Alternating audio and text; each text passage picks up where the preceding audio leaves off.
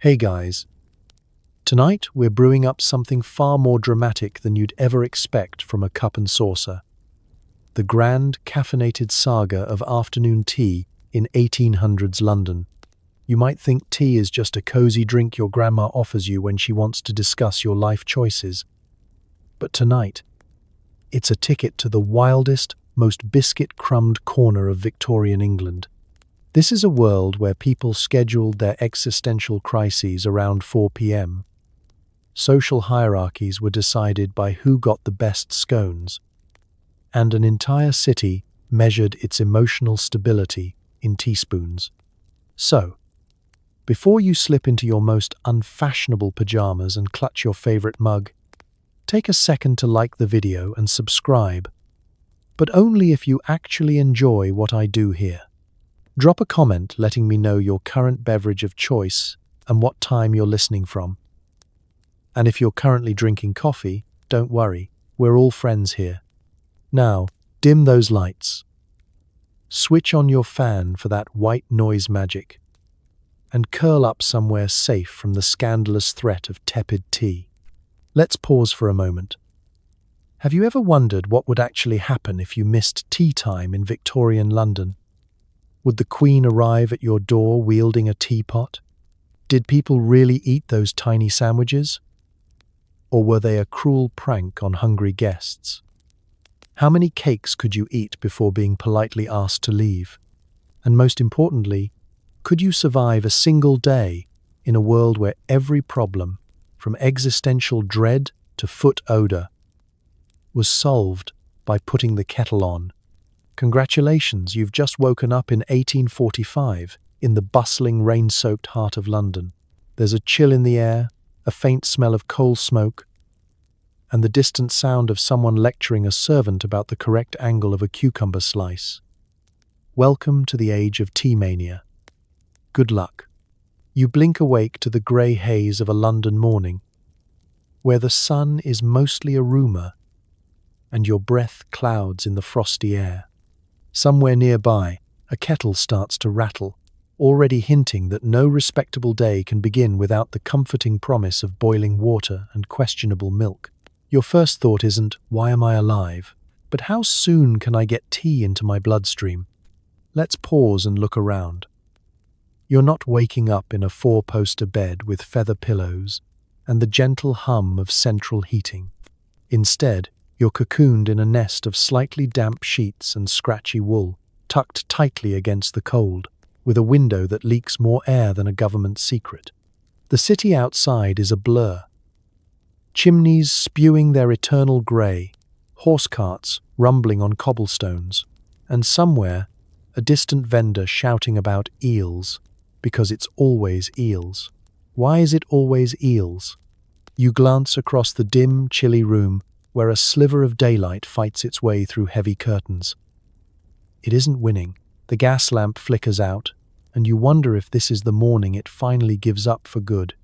Your toes, poking out from under the covers, instantly regret the move. London houses aren't heated, after all, unless you count shivering as a form of cardiovascular exercise. You pull your feet back in, congratulating yourself on surviving another Victorian night, and try to ignore the mysterious cold spot radiating from the floorboards. Now, in a modern world, you might reach for your phone. Here, there's no such thing. Instead, your alarm clock is a combination of distant church bells, street vendors hawking mysterious wares, and the groaning pipes from someone else's over-enthusiastic plumbing. Sometimes there's the unmistakable sound of your neighbour having a dramatic cough. Victorian lungs weren't built for the city's signature blend of coal, smoke, fog, and a whiff of whatever died in the alleyway last week. The first ritual of the day? Tea, of course. Even before you've managed to locate your slippers, stolen again by the family cat, who is definitely plotting your downfall, you're thinking about tea. The housemaid is already 2 flights below, coaxing a sluggish fire into life, and wrestling with a kettle that looks like it's been through the Napoleonic Wars. There is only one rule. The kettle must boil before anyone risks human interaction. Anything less, and the entire household descends into chaos. The Victorians understood priorities. Let's talk temperature. The air is cold enough that you can see your own breath, which is sort of fun until you realize you're basically starring in your own personal Dickensian misery. You wrap yourself in the closest thing to a robe and shuffle towards the prospect of warmth. The rug, by the way, is less a rug and more a collection of threadbare regrets. It does nothing to shield you from the cold, but it does collect dust with great efficiency. Downstairs, the kitchen is a battleground of condensation and clinking porcelain. You hear the water finally start to bubble, followed by the clatter of cups and saucers, and the subtle panic that arises when someone asks, "Where's the good sugar?" For Victorians, the morning didn't truly begin until you'd had your first cup, a drink strong enough to strip paint, sweetened just enough to make you forget about the existential dread of industrialization, and milky enough to inspire heated debates about the proper ratio. But for now, you're trapped in a chilly upstairs bedroom, negotiating with yourself. Is it worth getting up yet, or should you wait until the faint scent of tea wafts up the stairs? Eventually, the promise of warmth wins out. You shuffle to the wash basin, where the water is always, without exception, colder than betrayal. You splash your face, alert enough now to start rehearsing polite conversation for breakfast, where tea will be your only armor against the morning's first awkward silences. And as you finally descend the narrow stairs, clutching your shawl like a lifeline, the true sound of a Victorian morning greets you. The whistle of a kettle, the rattle of china, and the quiet, shared relief that, at least for one more day, you've survived long enough to have another cup. It's breakfast, technically, but don't expect stacks of pancakes. Instead, there's toast so dry it could sand a floorboard, and tea brewed so pale it might as well be homeopathic. The real feast is gossip, served steaming hot alongside marmalade and passive-aggressive glances at whoever's using the wrong spoon. You shuffle into the dining room, blinking in the watery morning light filtering through tall, grimy windows. Your fellow breakfasters, family, guests, and the odd visiting cousin who's never quite explained how long they're staying, are already arranged in a careful tableau around the polished mahogany table. There's an atmosphere of restrained anticipation, like a crime is about to be committed, but everyone's agreed to wait until after the second cup. Before you even sit, the ritual is in full swing. The footman, whose job description mostly involves suppressing visible eye rolls, is making his rounds with the tea tray.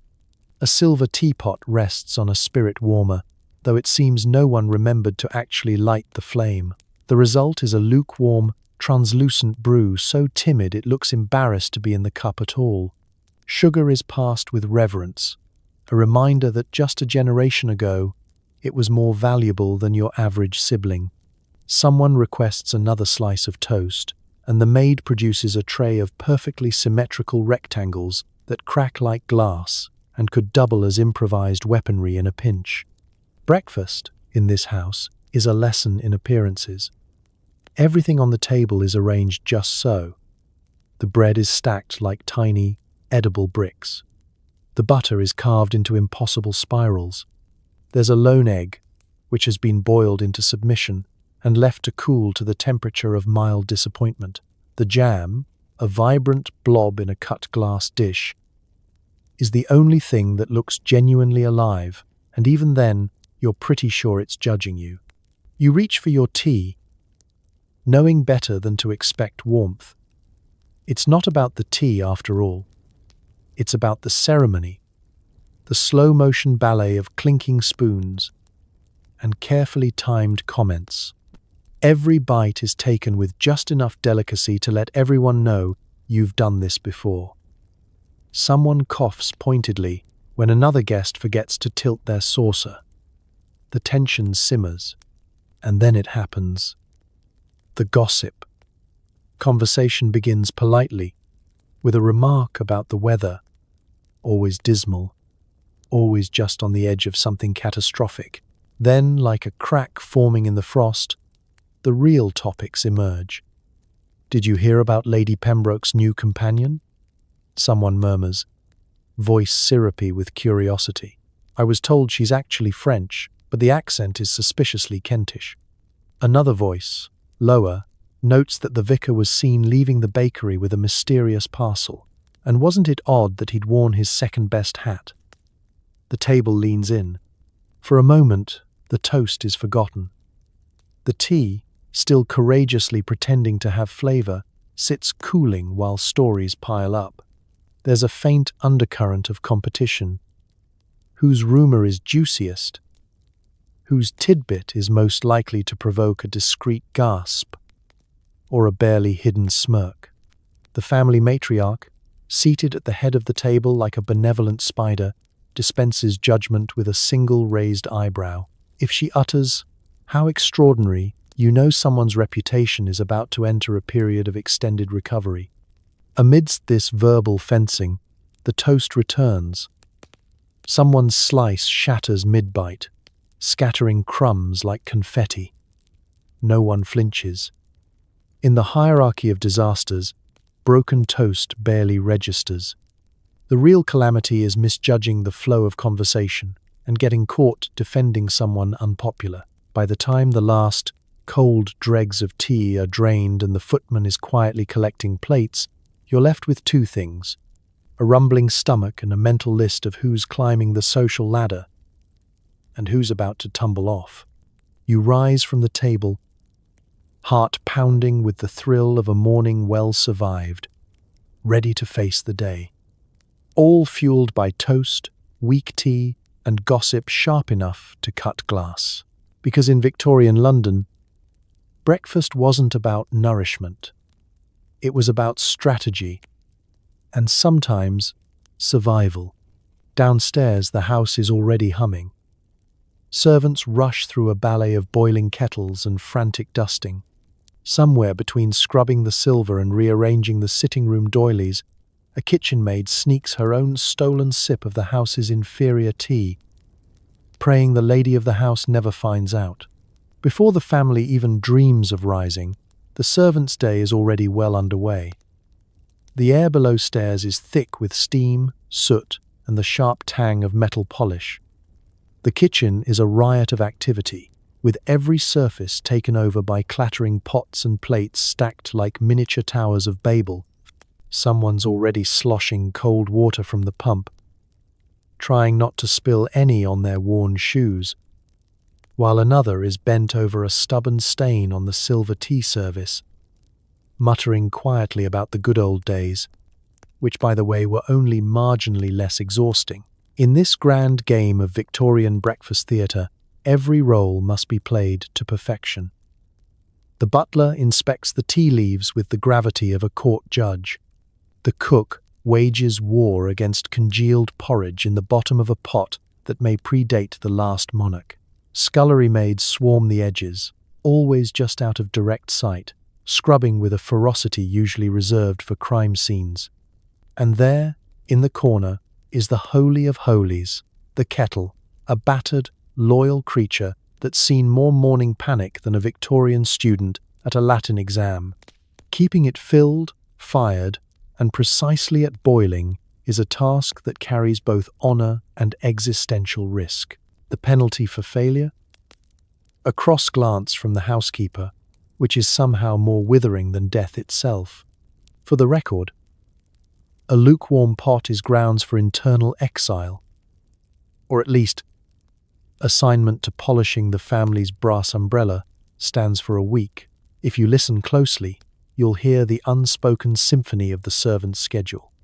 There's the rhythmic thump of rugs being beaten in the yard, the swish of skirts against stone floors, and the soft, panicked tea-skay when a teacup is discovered out of place. Every motion has a rhythm, every task a sequence. Nothing can be out of order, because the lady of the house has the memory of an elephant and the social patience of a caffeinated squirrel. Of course, not everything is quite as polished as it looks. Take the tea, for example. Upstairs, the family expects only the finest blend, imported at great expense and kept under metaphorical lock and key. Downstairs, the servants receive house tea, a phrase which, in Victorian code, means the sweepings from the bottom of the barrel. Still, a hot cup is a hot cup, and it's a fiercely guarded privilege. The kitchen maid takes her stolen moment in the scullery, cradling a chipped mug and closing her eyes, letting the steam wash over her face like a benediction. It tastes vaguely of leaves, dust, and hope. Meanwhile, the butler, immaculate, ironed, and always slightly annoyed, oversees the distribution of the real tea. His is a world of precision: how many spoonfuls per cup, how long to steep, how to pour without making the fatal error of dribbling onto the cloth. He's a man who lives in terror of the day the sugar bowl runs low. When that happens, negotiations begin that would put peace treaties to shame. It isn't all quiet desperation. There are jokes whispered by the scullery door, eyes rolled at impossible demands, and a gentle camaraderie born from shared hardship. The footman and the housemaid exchange sly grins as they balance trays up the narrow stairs, pretending not to see the youngest boy asleep in the linen closet. And yet, for all its chaos, the servants' morning ritual is a kind of magic. By the time the first bell rings and the family descends, everything sparkles. Silver gleams, tea steams, and not a cushion is out of place. The chaos below stairs becomes the calm above. For a moment, as she polishes the last teaspoon, the kitchen maid savors the lingering taste of her contraband tea and wonders what it would be like to have breakfast in the sunlight just once. But then the next kettle boils, and the day and its rituals begin again. You are not allowed to just dunk and run. There are rules, rituals, and a timer that ticks louder than your existential anxiety. Is the water too hot? Did you swirl the pot first? If you get it wrong, prepare for a polite, lifelong grudge from your mother-in-law. Brewing tea in this house is basically an Olympic event for people with anxiety disorders. To the untrained eye, making tea might seem simple. Water, leaves, cup, done. But in a respectable Victorian household, this is nothing short of a high-stakes laboratory experiment. And you are the slightly sweaty scientist. The room is tense. The family is lurking nearby, waiting for you to slip up. The tea caddy, a small locked chest with the air of a royal strongbox, is presented. Only the lady of the house, or her trusted delegate, may handle the sacred key. This is not just about flavor. It's about family honor. First comes the all-important choice of leaves. Darjeeling, Assam, or the mysterious house blend, which is either delicious or just last week's leftovers swept into a tin. If you're feeling bold, you might mix two varieties and create a blend so new and daring that it could cause an actual scandal. There are rumors of distant relatives who once tried a smoky lapsang souchong and were never invited back. Now, the water.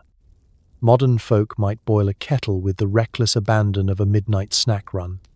Victorians, however, approach this step with something close to religious awe.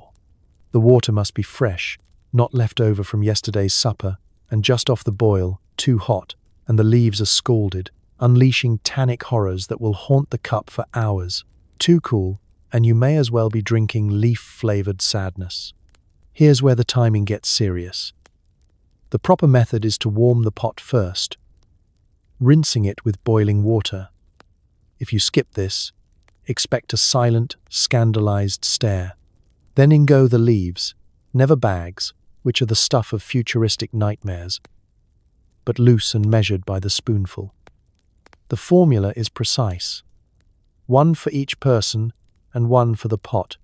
Woe betide the host who forgets the extra spoonful, for dry cups at the table can destroy reputations faster than a public sneeze. And now, the wait. The kitchen clock ticks, someone coughs. A bead of sweat forms at your temple as you stare into the swirling, deepening liquid. Is it too dark? Too light? 5 minutes is ideal, but every family has its quirks. Some swear by 3, others by 4.5, and at least one great aunt insists it must be exactly the length of God. Save the Queen hummed twice. Remove the leaves too soon, and you'll serve dishwater. Wait too long, and you'll conjure bitter doom. The only certainty is that someone will find fault, even if you achieve theoretical perfection. The pouring is another trial. Do you strain, or just risk the swirl? Milk in the cup before or after the tea? This is a question that divides the nation, the family, and possibly the entire table.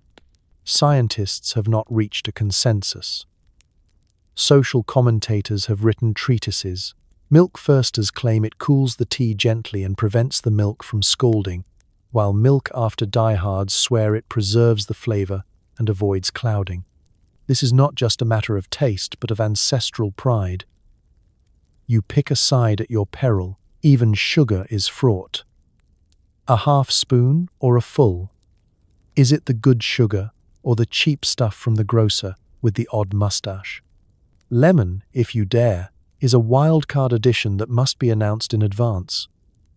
One drop too much, and you risk the kind of social shunning usually reserved for tax evaders. By the time you pass around the steaming cups, each on a saucer, with a spotless spoon balanced just so, your pulse is racing. You wait for the verdict, masked behind the polite sip. A murmur of approval, a quiet nod, and you have survived another round. There is relief, and the realization that in an hour it all starts again. Because in Victorian London, brewing tea isn't just a ritual, it's a test. And the only thing stronger than the tea is the pressure not to get it wrong. Tea isn't just a drink, it's the social chessboard of the Victorian era. If you pour before your guest arrives, you're a savage. If you sit before the lady of the house, you're a social pariah. This is Downton Abbey with more biscuits and slightly more existential dread. Everything about afternoon tea is loaded with hidden meaning.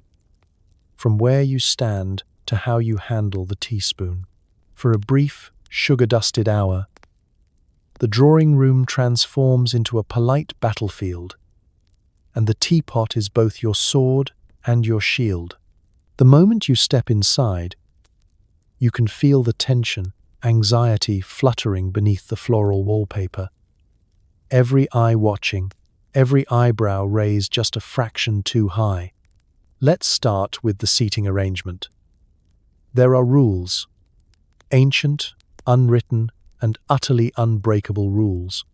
The lady of the house claims the head of the table, a throne from which she dispenses both tea and judgment. Everyone else must wait to be invited to sit.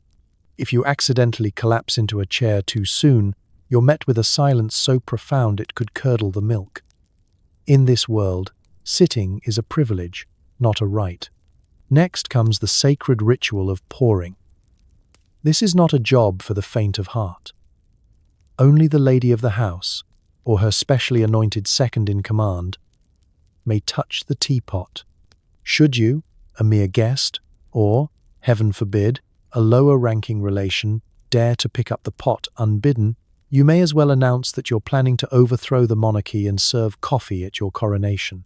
Pouring is about power, and that's why everyone's cup is kept just a little bit emptier than they'd like.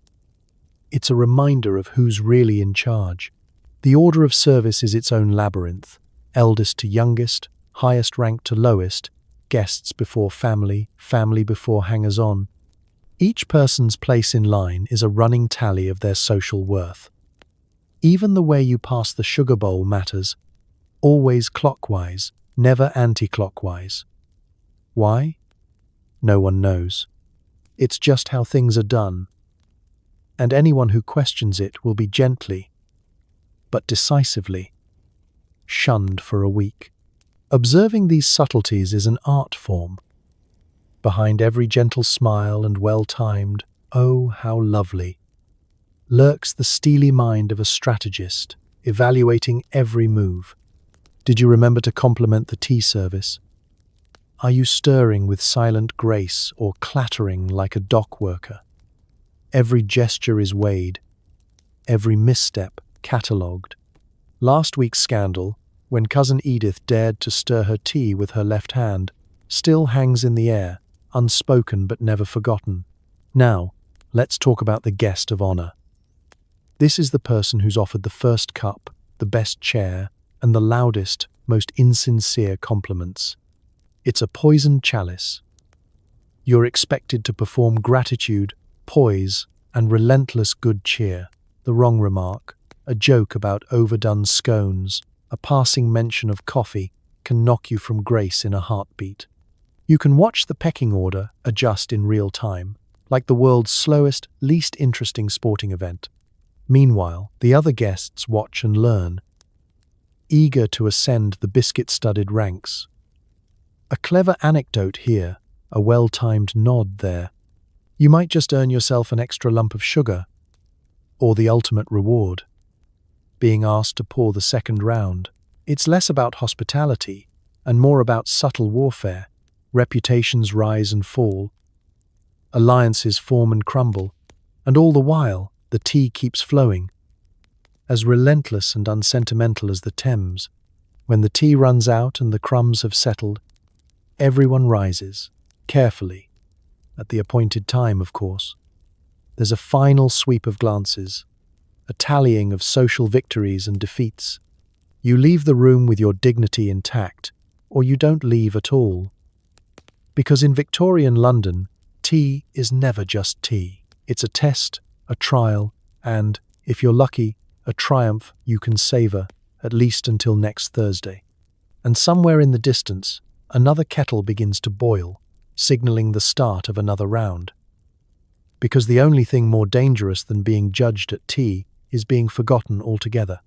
Queen Victoria didn't just rule an empire, she dictated what went on your tea table. If the Queen said lemon drizzle was the thing, suddenly every respectable home in England was elbowing to get the best citrus. Royal endorsement meant a scone wasn't just a scone. It was a national emergency if you ran out. In Victorian London, the quickest way to change the habits of millions wasn't through Parliament, but through palace gossip. Imagine it. The news arrives in a flurry of breathless excitement. Her Majesty had favoured a particular tea blend at Windsor, or a new-fangled cake at Balmoral. Within a week, shopkeepers across London are rationing lemon, every cookbook writer is furiously revising. And even your neighbour Mrs. Abernathy is side-eyeing your ordinary jam with an air of royal disappointment. For most households, royal tea-time preferences were treated as semi-divine law. Queen Victoria liked her tea strong and her scones freshly baked, and heaven help the household caught without the latest approved pastry. Overnight, bakers scrambled to invent new varieties just in case the Queen developed a taste for pistachio, while grocers speculated on the value of currants with a ferocity usually reserved for gold. Scones became a kind of currency, passed, traded, and even hoarded, just in case the vicar called by and wanted to discuss the latest scone rumour. But it wasn't just about food. The Queen's tableware, her choice of porcelain, even her napkin folds were endlessly scrutinised, copied, and judged. If she used a blue and white Wedgwood teapot, suddenly every social climber in London had to have one, even if it meant eating porridge for a month to afford it. To set your table à la Victoria was not just to show taste, but to broadcast that you were civilised, up to date, and probably a little too concerned about what the palace footman thought. The ripple effect of a royal tea could make or break reputations. One year, Victoria declared a fondness for seed cake. By the next, seed cake sales tripled and seeds themselves became briefly glamorous, discussed in hushed tones as if they were forbidden treasures. If Her Majesty favoured lemon curd, there was a run on lemons that left the docks looking like the aftermath of a particularly aggressive marmalade riot. People took sides on whether the Queen's favourite scone was best with cream or jam first. A debate that could end friendships, sunder families, and give local newspapers enough material for months. Even tea blends bowed to royal whim. When Victoria was rumoured to prefer a robust Assam in the morning, London's tea merchants fell over themselves to invent ever-stronger concoctions, boasting flavours fit for the Queen herself and containing enough caffeine to make your knees jitter. If you served a blend the Queen liked, you were guaranteed at least one approving nod and possibly an invite to someone's cousin's niece's wedding. The pressure was relentless. Hosts and hostesses monitored the royal court's every bite, employing strategies worthy of military intelligence. Guests would be quizzed. Did you hear what the Queen had for tea last week? A wrong answer, a preference for sponge when the Queen was rumoured to have had gingerbread, was social suicide. You'd spend the rest of the afternoon explaining your ignorance while desperately eyeing the door, and woe betide the house that ran out of a royal favourite. If your scone plate was empty, you could feel the temperature in the room drop.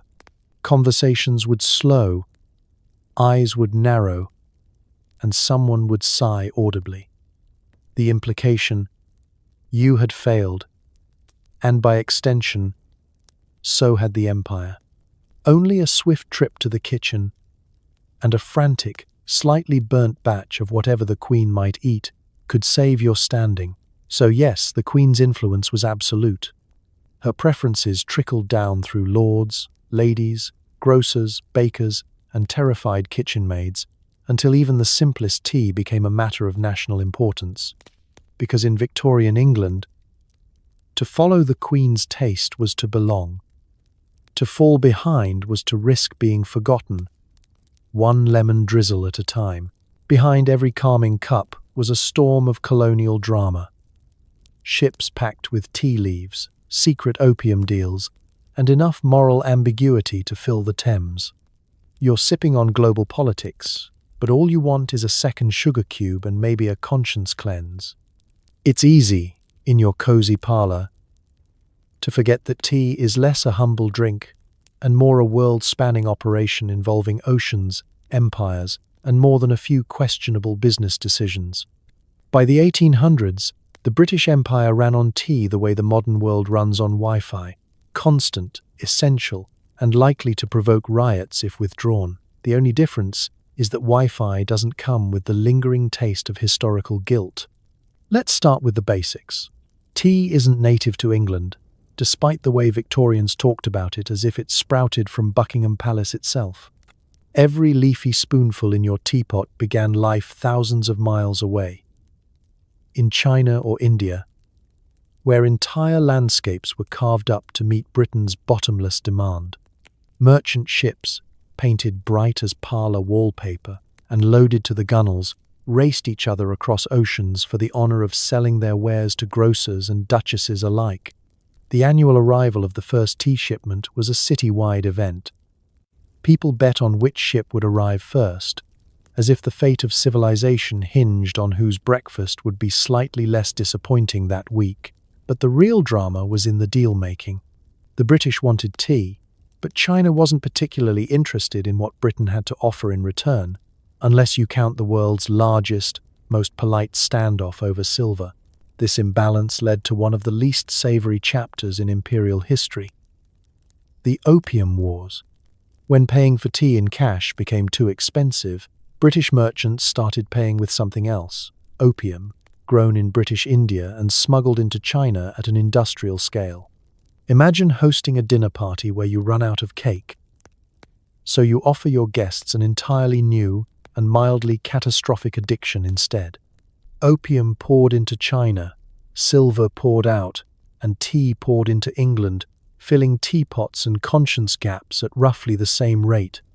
If you were an ordinary Londoner, you probably didn't know, or tried very hard not to know, that your afternoon pick-me-up was fueled by international intrigue and a solid dose of cultural exploitation.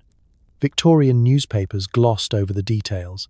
The government, never one to ruin a good cuppa, handled diplomatic disasters with all the subtlety of a rhinoceros in a hat shop. Back in London, you're mostly concerned with whether you'll get the good tea or the sweepings from the bottom of the barrel. Somewhere between your second and third cup, you might hear whispers about the mysteries of the East. or someone mutters darkly about foreign influence. What they really mean is, please don't let the tea shipment be late, or there'll be a riot in the drawing room. Meanwhile, the social rules of tea time roll along blissfully unaware. You politely ask for sugar, grown on plantations worked by people with even fewer choices than your average Victorian cook, and add just enough milk to turn your moral uncertainty a gentle shade of beige. If you're especially bold, you'll claim you buy fair trade, which in this era means your grocer once shook hands with a merchant who swore, probably falsely, that no one was exploited at any stage except, possibly, the tea leaves themselves. Every sip is a tangled taste of empire, whether you notice it or not. As you set your cup down, the world keeps spinning. Opium in China, silver in London, tea in your cup, and a peculiar silence about how it all got there.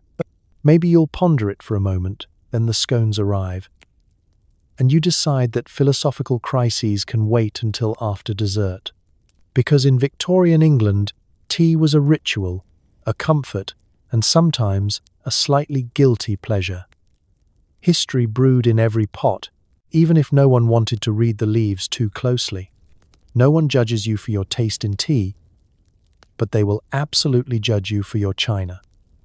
In Victorian London, showing up with a chipped cup is social suicide. Somewhere, a butler is quietly weeping over a hairline crack in the family's prized teapot. Let's be honest, Victorian tea time isn't just about what's in the cup, but what's holding it. Every piece of porcelain is a tiny, fragile billboard announcing your wealth, your taste, and your ability to not break things you can't afford to replace. The moment your guests cross the threshold, they're scanning your sideboard with hawk-like precision, taking mental notes. Spode or cheap knockoff, gilt, edged, or gasp, worn gold. Is that a gravy boat masquerading as a milk jug? Welcome to the high-stakes world of teaware snobbery.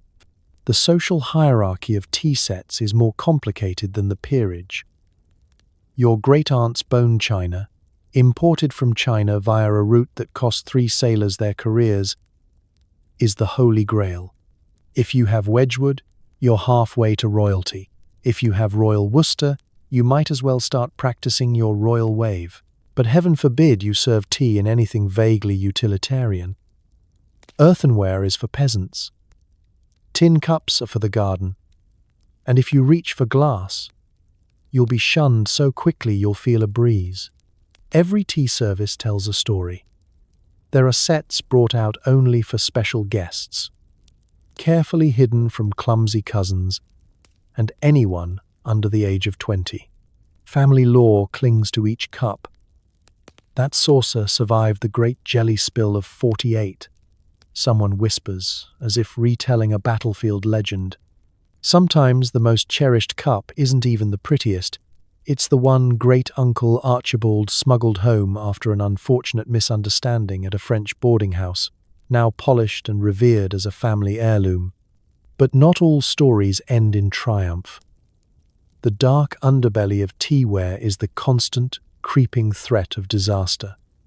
That gentle clink when setting down a cup could be the start of a hairline fracture, the first domino in a chain of porcelain tragedy.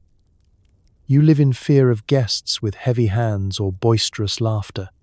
One slip, and a teapot with 2 centuries of history is reduced to shards and regret. The butler, meanwhile, is the unheralded guardian of the china cabinet.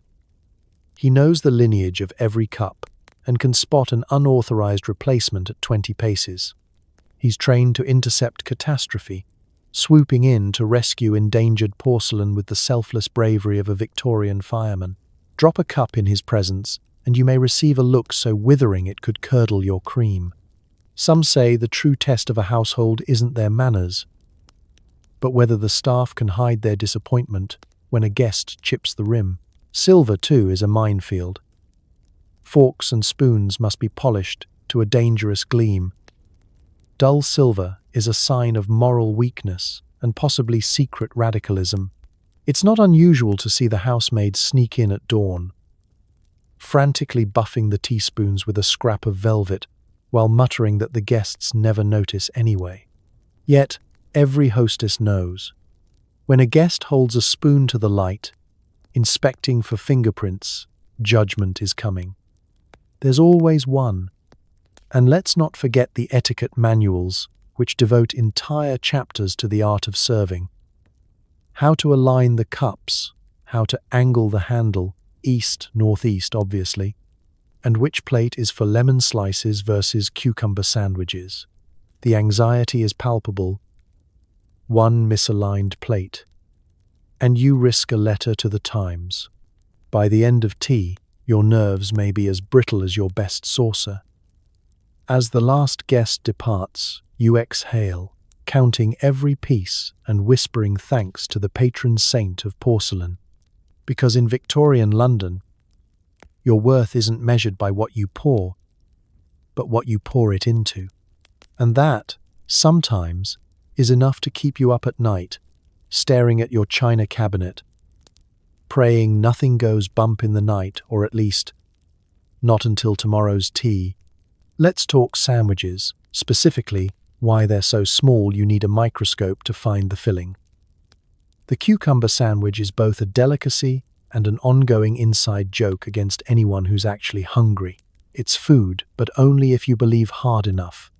You approach the tea table, expecting at least a small measure of comfort, and are instead greeted by rows of triangular, crustless mysteries. Each slice is so thin, it appears to have passed through a Victorian bank manager's cost-cutting department before it reached your plate. You pick up a cucumber sandwich and find it so light, it might float away if you exhale too hard. The cucumber itself, translucent, blameless, lies between two whispers of bread.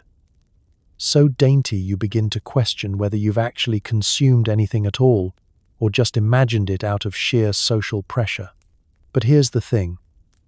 In Victorian London, the cucumber sandwich is the height of sophistication. It signals refinement, wealth, and, perhaps most importantly, your total disregard for calories.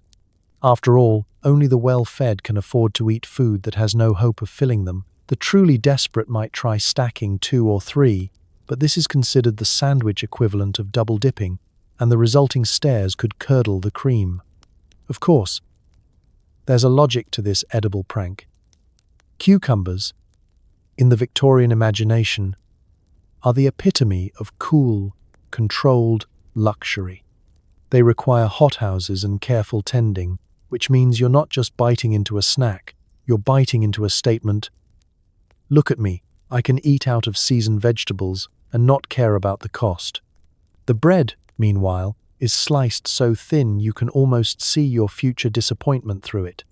There are, naturally, rules. The crust must be removed. Savages leave crusts on. The butter must be spread in a layer so thin it might as well be an urban legend, and the cucumbers themselves, peeled, sliced with the precision of a surgeon, and arranged in mathematical perfection. Some households add a sprinkling of salt. Others whisper about pepper, but only in the privacy of their own kitchens. Beneath the calm surface, there's a sandwich arms race playing out at every tea. Who can produce the smallest, most delicate, least substantial offering?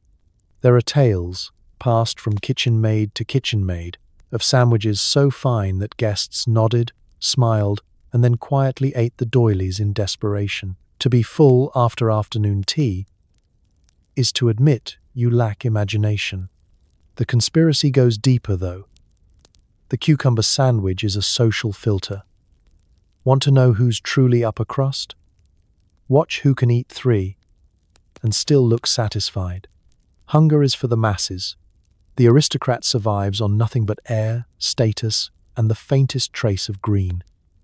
The rest of us learn to chew slowly and hope the cake arrives soon. It's not just about hunger, of course. These sandwiches are the lubricant for gossip, the silent chorus to every whispered scandal. You nibble on one as Lady Cholmondeley confides that her neighbour's hydrangeas are suspiciously large this season. You smile, swallowing both the sandwich and your dignity. Sometimes, a bold host will offer alternate fillings: cress, watercress, or, on wild occasions, a single slice of smoked salmon. But the cucumber reigns supreme. Partly because it's so bland, it offends no one and excites even fewer. It's the perfect diplomatic solution. An edible peace treaty, silently declaring, "We're all here to avoid confrontation and protein."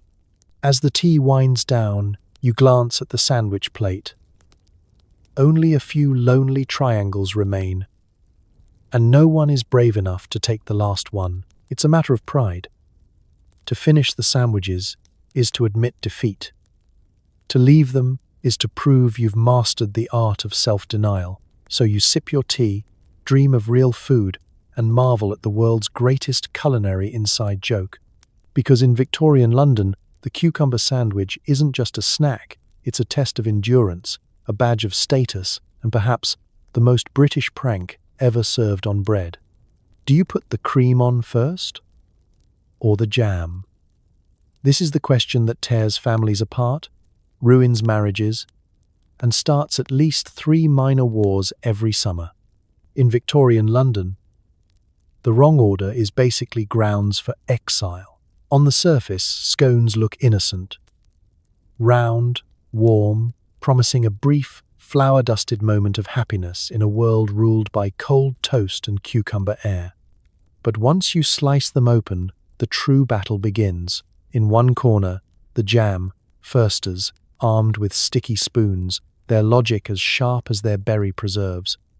In the other, the cream, firsters, wielding dollops of clotted cream with the fervour of true believers. The table is Switzerland, but the tension could slice butter. To outsiders, the debate is incomprehensible. After all, isn't a scone just a scone? But to the average Victorian tea drinker, the answer is clear. This is about identity, heritage, and the right to judge your cousin at family gatherings. The order in which you spread determines your regional loyalty. Devon says, cream first, clotted, rich, as heavy as the local accent.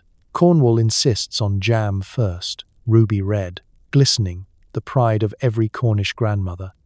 Admit you're confused, and you might as well pack your bags for exile in Scotland, where they have their own opinions and an entirely different approach to baked goods.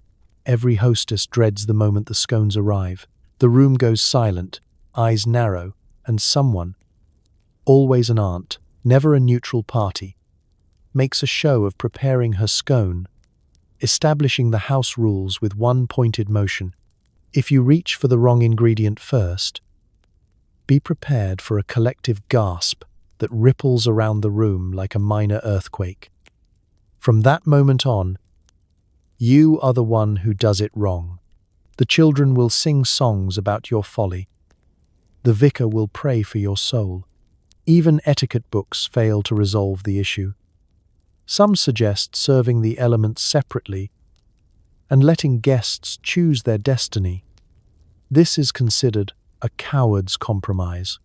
Others avoid the question entirely, focusing instead on how to fold your napkin to signal distress. Secret societies of scone enthusiasts have been rumoured, meeting in back rooms to plot jam or cream-based coups. There are whispers of double agents, guests who switch sides mid-tea just to keep the peace. Of course, not everyone cares about the scone itself. For some, it's a convenient excuse to pile on as much cream and jam as gravity will allow. The true expert will perform a structural analysis. How much weight can a scone bear before it collapses into a delicious disaster? The answer is not much, but that's never stopped anyone. If you emerge from tea without at least one jam stain, you're probably not doing it right. And then there's the matter of conversation. The scone debate provides endless small talk for guests desperate to avoid the deeper terrors of Victorian life, such as politics, inheritance disputes, Or the fact that you've never learned to waltz? Cream or jam first? Is the tea table's version of asking about the weather. A safe topic that can nevertheless end in tears. Let's not forget the final, unspoken rule. Never, ever criticize another person's method while at their table. To do so is to risk banishment not just from the house, but from polite society altogether. Instead, you smile, compliment the scones, and secretly text your best friend later to confirm that, yes, Aunt Mildred's jam on top approach is, and always will be, an abomination.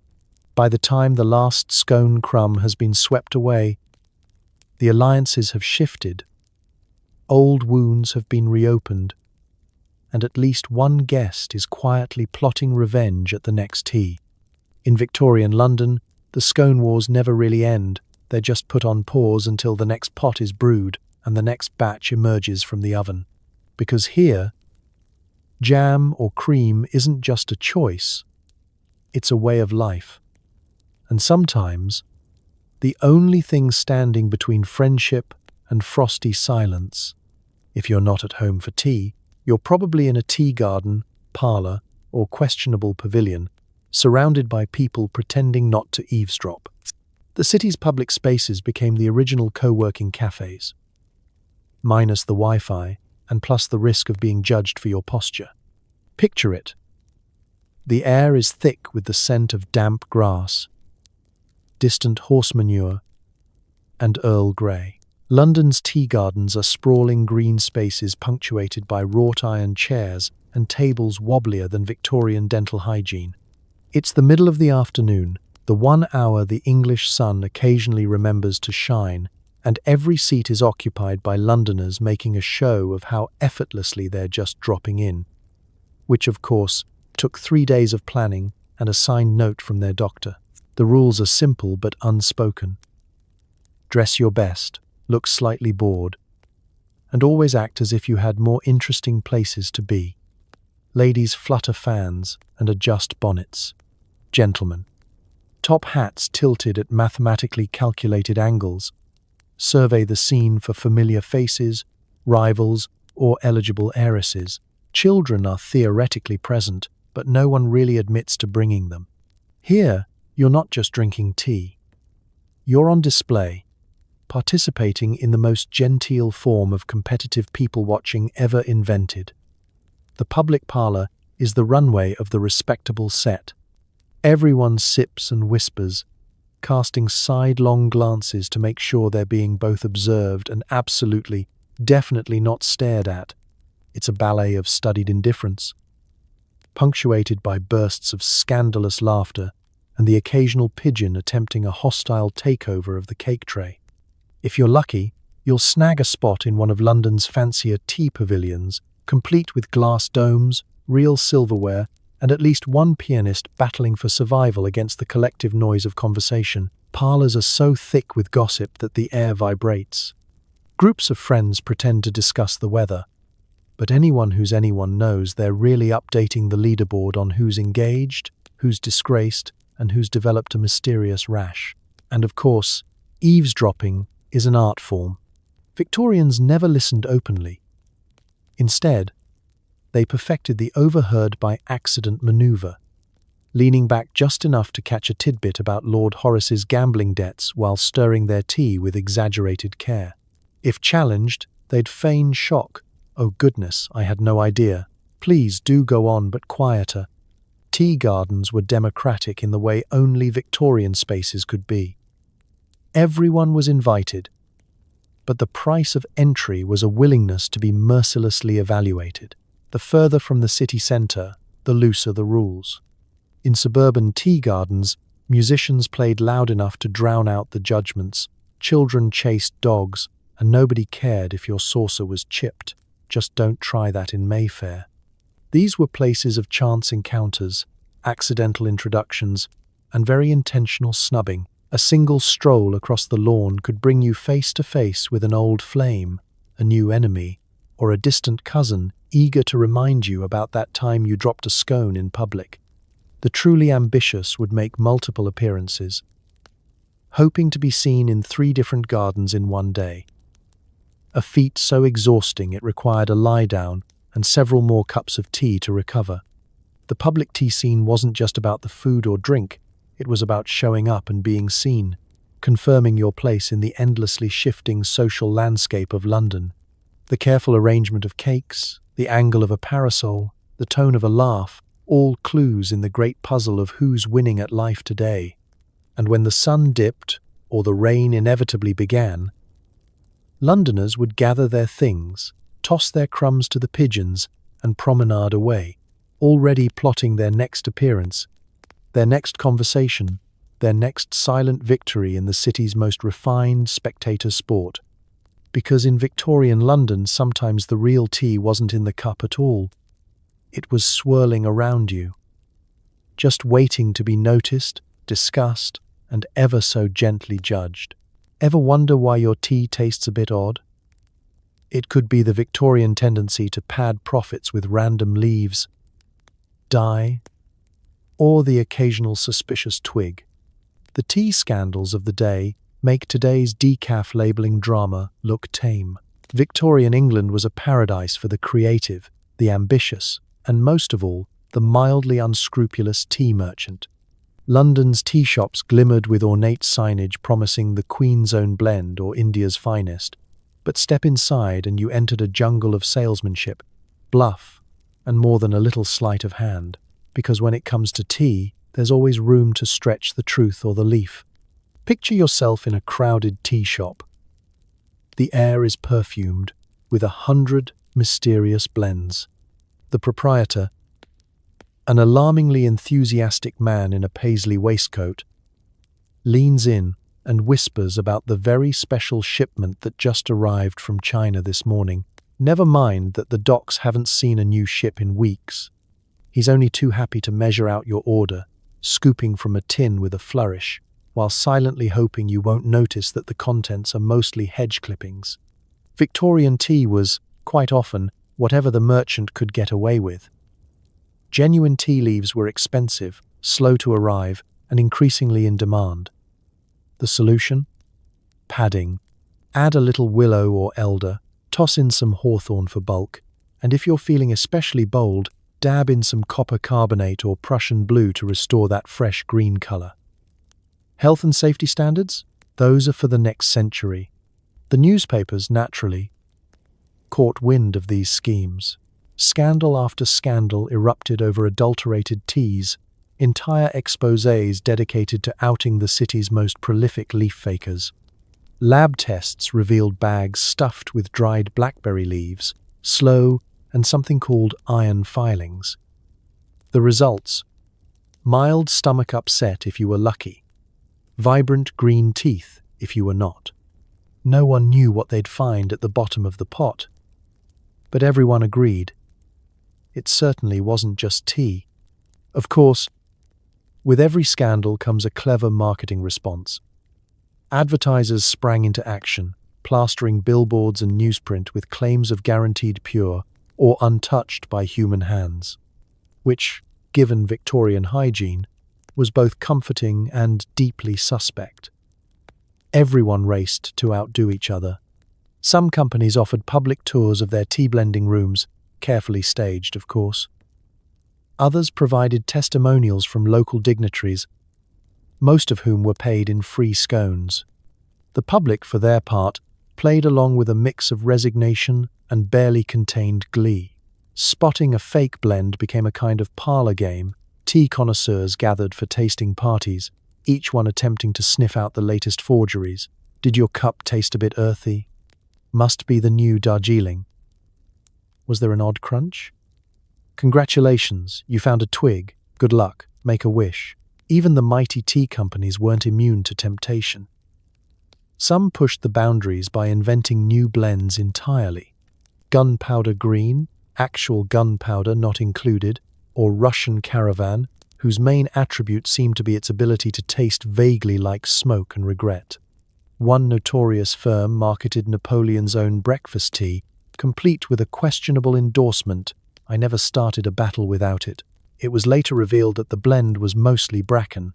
Scandals became so frequent that Parliament eventually had to step in. The Adulteration of Food and Drink Act was passed, leading to more careful blending, stricter inspections, and the tragic decline of genuine Ceylon with a hint of local foliage. Merchants sighed. The city's pigeons lost a lucrative side hustle, and the public was left to trust, just a little bit more, that what was in their cup might, finally, be actual tea. Yet, even as the fakes faded, the memory of Victorian marketing madness lived on. Because in the great British tradition, if there's one thing more powerful than a proper cup of tea, it's the ability to sell one. Leaves, twigs, dye, and all. And to this day, somewhere in London, someone is still quietly wondering, does this taste a bit like turnip? Welcome to the world of Victorian tea. Brew responsibly. Becoming a tea hostess is basically the Victorian version of running a startup. High stress, social risk, and everyone's silently hoping you fail. You need the right gloves, the right smile, and nerves of steel to pour for your peers. There's nothing casual about hosting afternoon tea in Victorian London. The moment you announce an invitation, your home transforms into a high-stakes arena. The parlor must be spotless, the silver must shine like a full moon, and the flowers must look as if they were personally arranged by a minor royal. Weeks of preparation unfold, all leading to the climactic moment when your friends and rivals arrive, ready to judge every crumb and every conversation. First, the outfit. You can't just fling on your everyday dress and hope for the best. The afternoon tea lady is a vision of effortless grace, which, in practice, means you've spent the entire morning being laced, pinned, brushed, and corseted to within an inch of your life. Gloves are mandatory, preferably spotless, preferably new. But in a pinch, a bit of chalk and a lot of hope will get you through. Jewelry must be tasteful, never gaudy. The right brooch can communicate class, breeding, and just the faintest whiff of family drama. Then there's the smile. It must be warm but not giddy, sincere but not intimate, the sort of smile that says, "I'm delighted you're here, but please don't look too closely at the biscuits." You practice in the mirror, running through expressions from faintly amused to benevolently condescending, searching for the perfect balance that says, "I could handle a minor scandal if it occurred, but I would prefer not to." And the seating arrangement. This is a feat of military logistics. Friends with ancient feuds must be seated at safe distances. The guest of honor needs a place of prominence, but not so prominent as to overshadow the hostess. Never seat Lady Blenkinsop near the window after last year's wasp incident. Assign the chattiest guest near the shyest, and pray for harmony.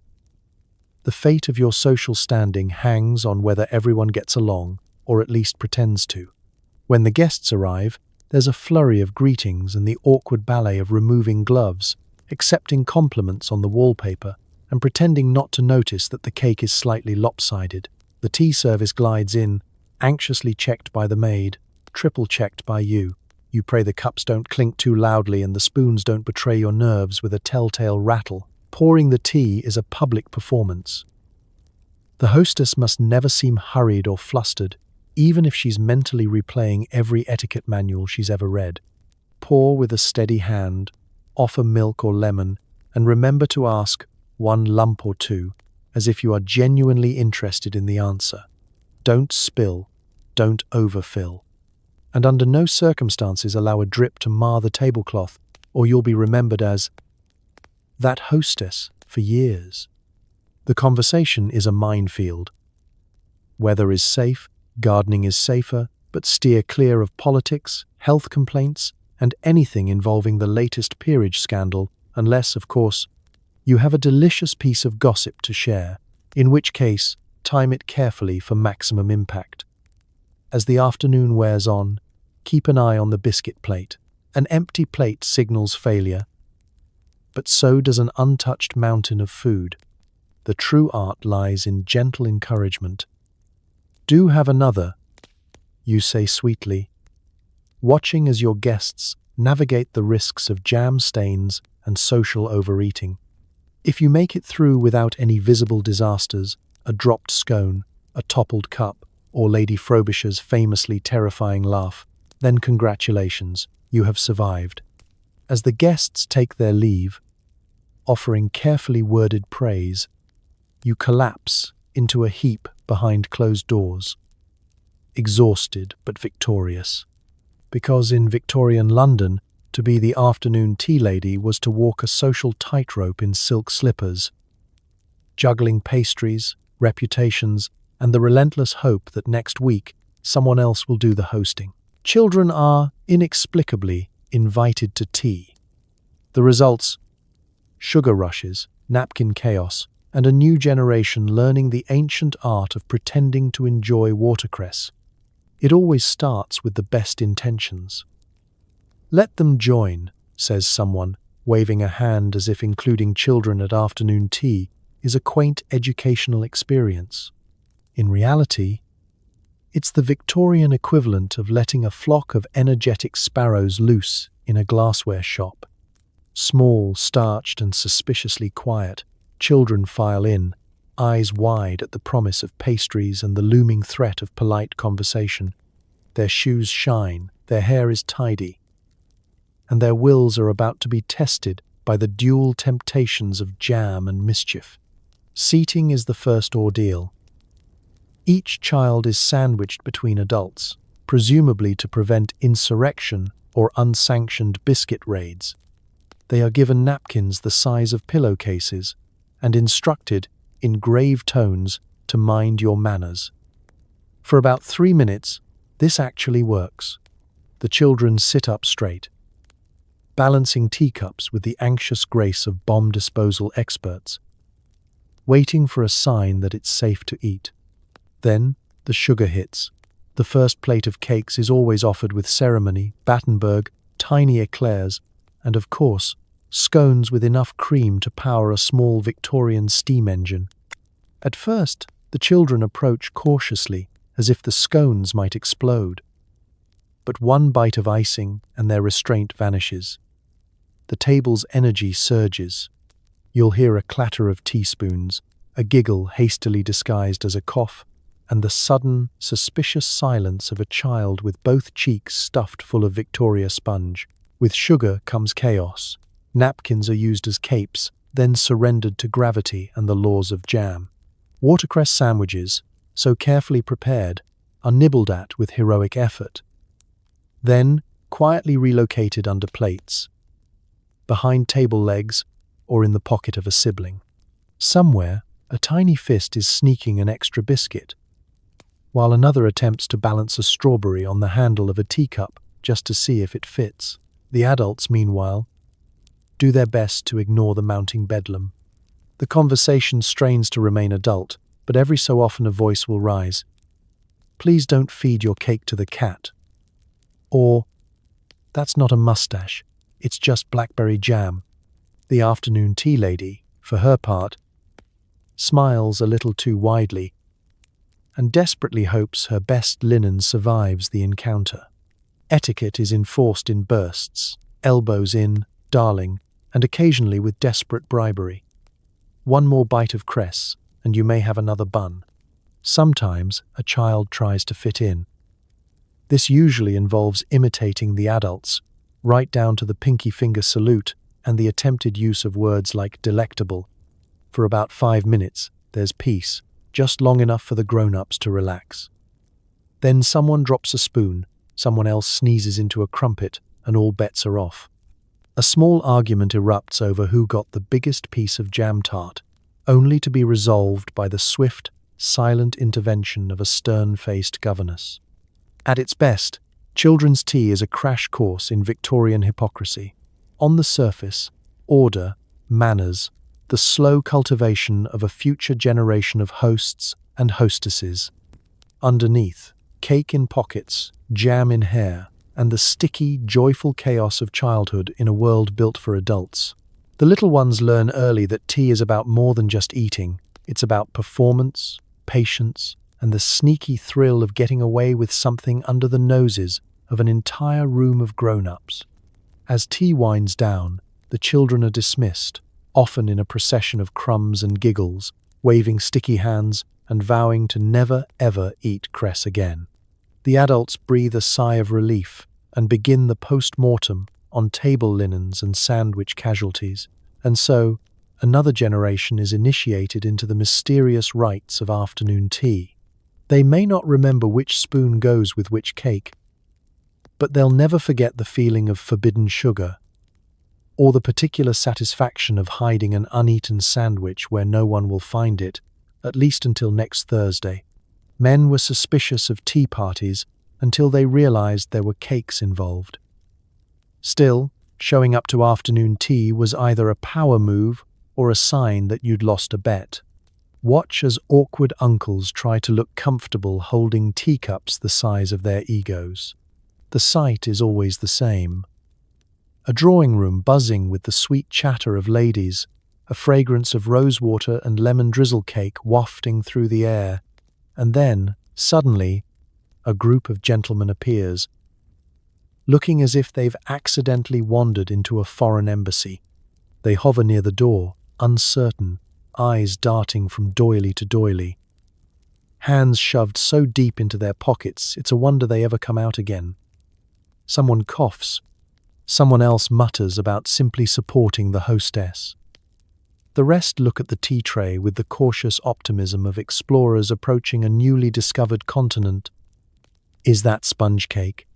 Traditionally, tea was a feminine domain, a haven for gossip, matchmaking, and the gentle art of judging one another's taste in porcelain. For the men, afternoon was reserved for important matters. Business, politics, and brooding by the fire with a glass of port and a newspaper held upside down. The idea of sipping from a delicate cup, pinky extended, was enough to give even the bravest baronet an existential crisis. Yet, where cake goes, so do men. The first time a gentleman accepts an invitation to tea, it's usually under duress. Perhaps a dare, perhaps a vague hope of impressing a romantic interest, or, most likely, the promise of free food. He approaches the tea table with all the grace of a Victorian moose, unsure where to stand, baffled by the absence of beer, and profoundly suspicious of anything described as a finger sandwich. The teacup, for its part, seems designed specifically to test his confidence.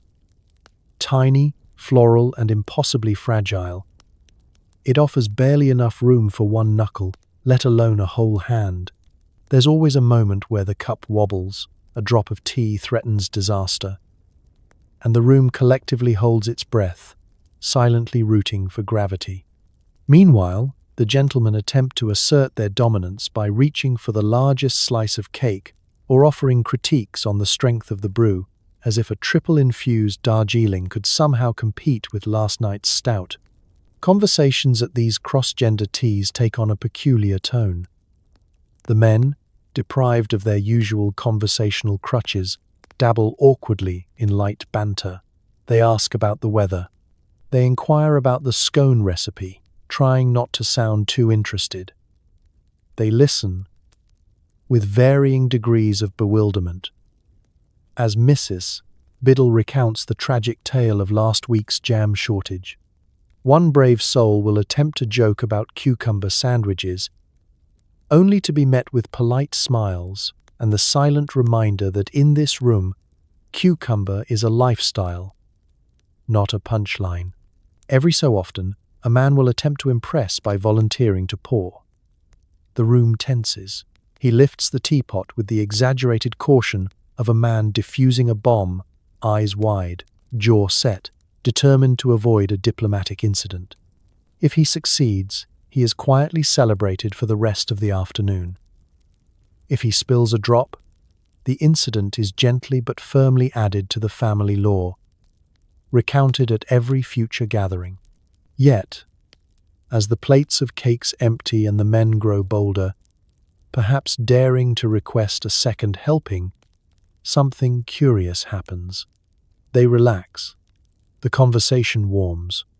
There are stories, laughter, even the occasional genuine compliment on the sponge. For a brief, crumb-dusted hour, tea becomes the great equalizer, masculinity survives, slightly sweeter and a little more self-aware. By the end, the gentlemen depart, making a show of straightening their waistcoats and vowing never to return, at least not until next Thursday, when there's rumour of Victoria's sponge. Because in Victorian London, even the most resolute men learn. Pride is fleeting, but cake is forever. Coffee tried to compete. It failed. Tea reigned supreme, but not without a few back-alley debates and some serious side-eye from the city's coffee houses. You're forced to pick a side, and you're never forgiven for choosing wrong. London in the 1800s was a battleground where the true wars were waged not on muddy fields, but across porcelain and polished oak tables. Tea had become the drink of empire, steady, gentle, endlessly poured. Coffee, meanwhile, was the brash upstart, favoured by night owls, revolutionaries, and people who didn't mind a little grit in their morning cup. Every household had its allegiance, and the rivalry simmered stronger than a pot of overbrewed assam. It all starts in the home. Afternoon arrives, and someone must make the decision. Tea or coffee? Suggesting coffee at tea time is a social risk akin to arriving at a funeral in bright yellow. If you're in the company of tea drinkers and you so much as glance at a coffee pot, be prepared for a level of disappointment usually reserved for failed soufflés and minor crimes. In some households, a guest's reputation could hinge on whether they prefer Earl Grey or Ethiopian. Children were quietly observed. Do they gravitate towards tea, or do they show the dangerous curiosity of a future coffee sipper? The city's public life only magnified the divide. Coffee houses had once been the centres of enlightenment, filled with poets, pamphleteers, and assorted gentlemen complaining about the state of the government and the price of cravats. The rooms hummed with philosophical debate and the percussive clatter of tiny ceramic cups. But as the century wore on, tea houses took centre stage. They were brighter, more respectable, and far less likely to involve someone standing on a table reciting Byron at 2 p.m. Still, the coffee faithful did not surrender. They were a determined breed, intellectuals, malcontents, and the eternally tired. They whispered of robust flavour and continental sophistication, and they boasted that coffee would put hair on your chest, which, in Victorian England, was both a boast and a subtle warning. If you wanted to look daring, you might order a cup of coffee in broad daylight, risking social censure but earning a grudging nod from the nearest bohemian. Of course, both sides had their arsenal. Tea had elegance, ritual, and Queen Victoria herself as a not-so-silent partner. Coffee had speed and secrecy. A true coffee drinker could knock back a cup in under a minute, then disappear into the fog before anyone could criticize their foreign taste. And then there were the hybrids, those reckless souls who dabbled in both, sipping tea in polite company and sneaking coffee at the back door with the servants. These individuals led double lives and were never entirely trusted by either camp. The advertising world only made things worse. Tea merchants waxed poetic about purity and tradition, invoking images of lush Indian plantations and the soothing hands of Mother England. Coffee companies, meanwhile, promised invigorating strength and continental flair, occasionally hinting that your intellect was directly proportional to the darkness of your roast. Tea parties were for social climbers. Coffee was for thinkers. The schism deepened. Every so often, a scandal would erupt. Rumours of a duchess caught drinking coffee in her boudoir, or a well-respected professor found sipping Darjeeling at his local coffee house. Friendships fractured. Marriages faced strain. Secret societies may or may not have formed, robed in silk, passing coded messages in the foam. In the end, tea kept its crown, if only by sheer volume. Coffee survived as a slightly scandalous alternative, thriving in smoky corners and after-dinner conversations. but neither side ever truly won. London remained divided, each camp convinced of its own superiority. And so, whenever you're handed a steaming cup, whether of tea or coffee, remember, you're not just having a drink.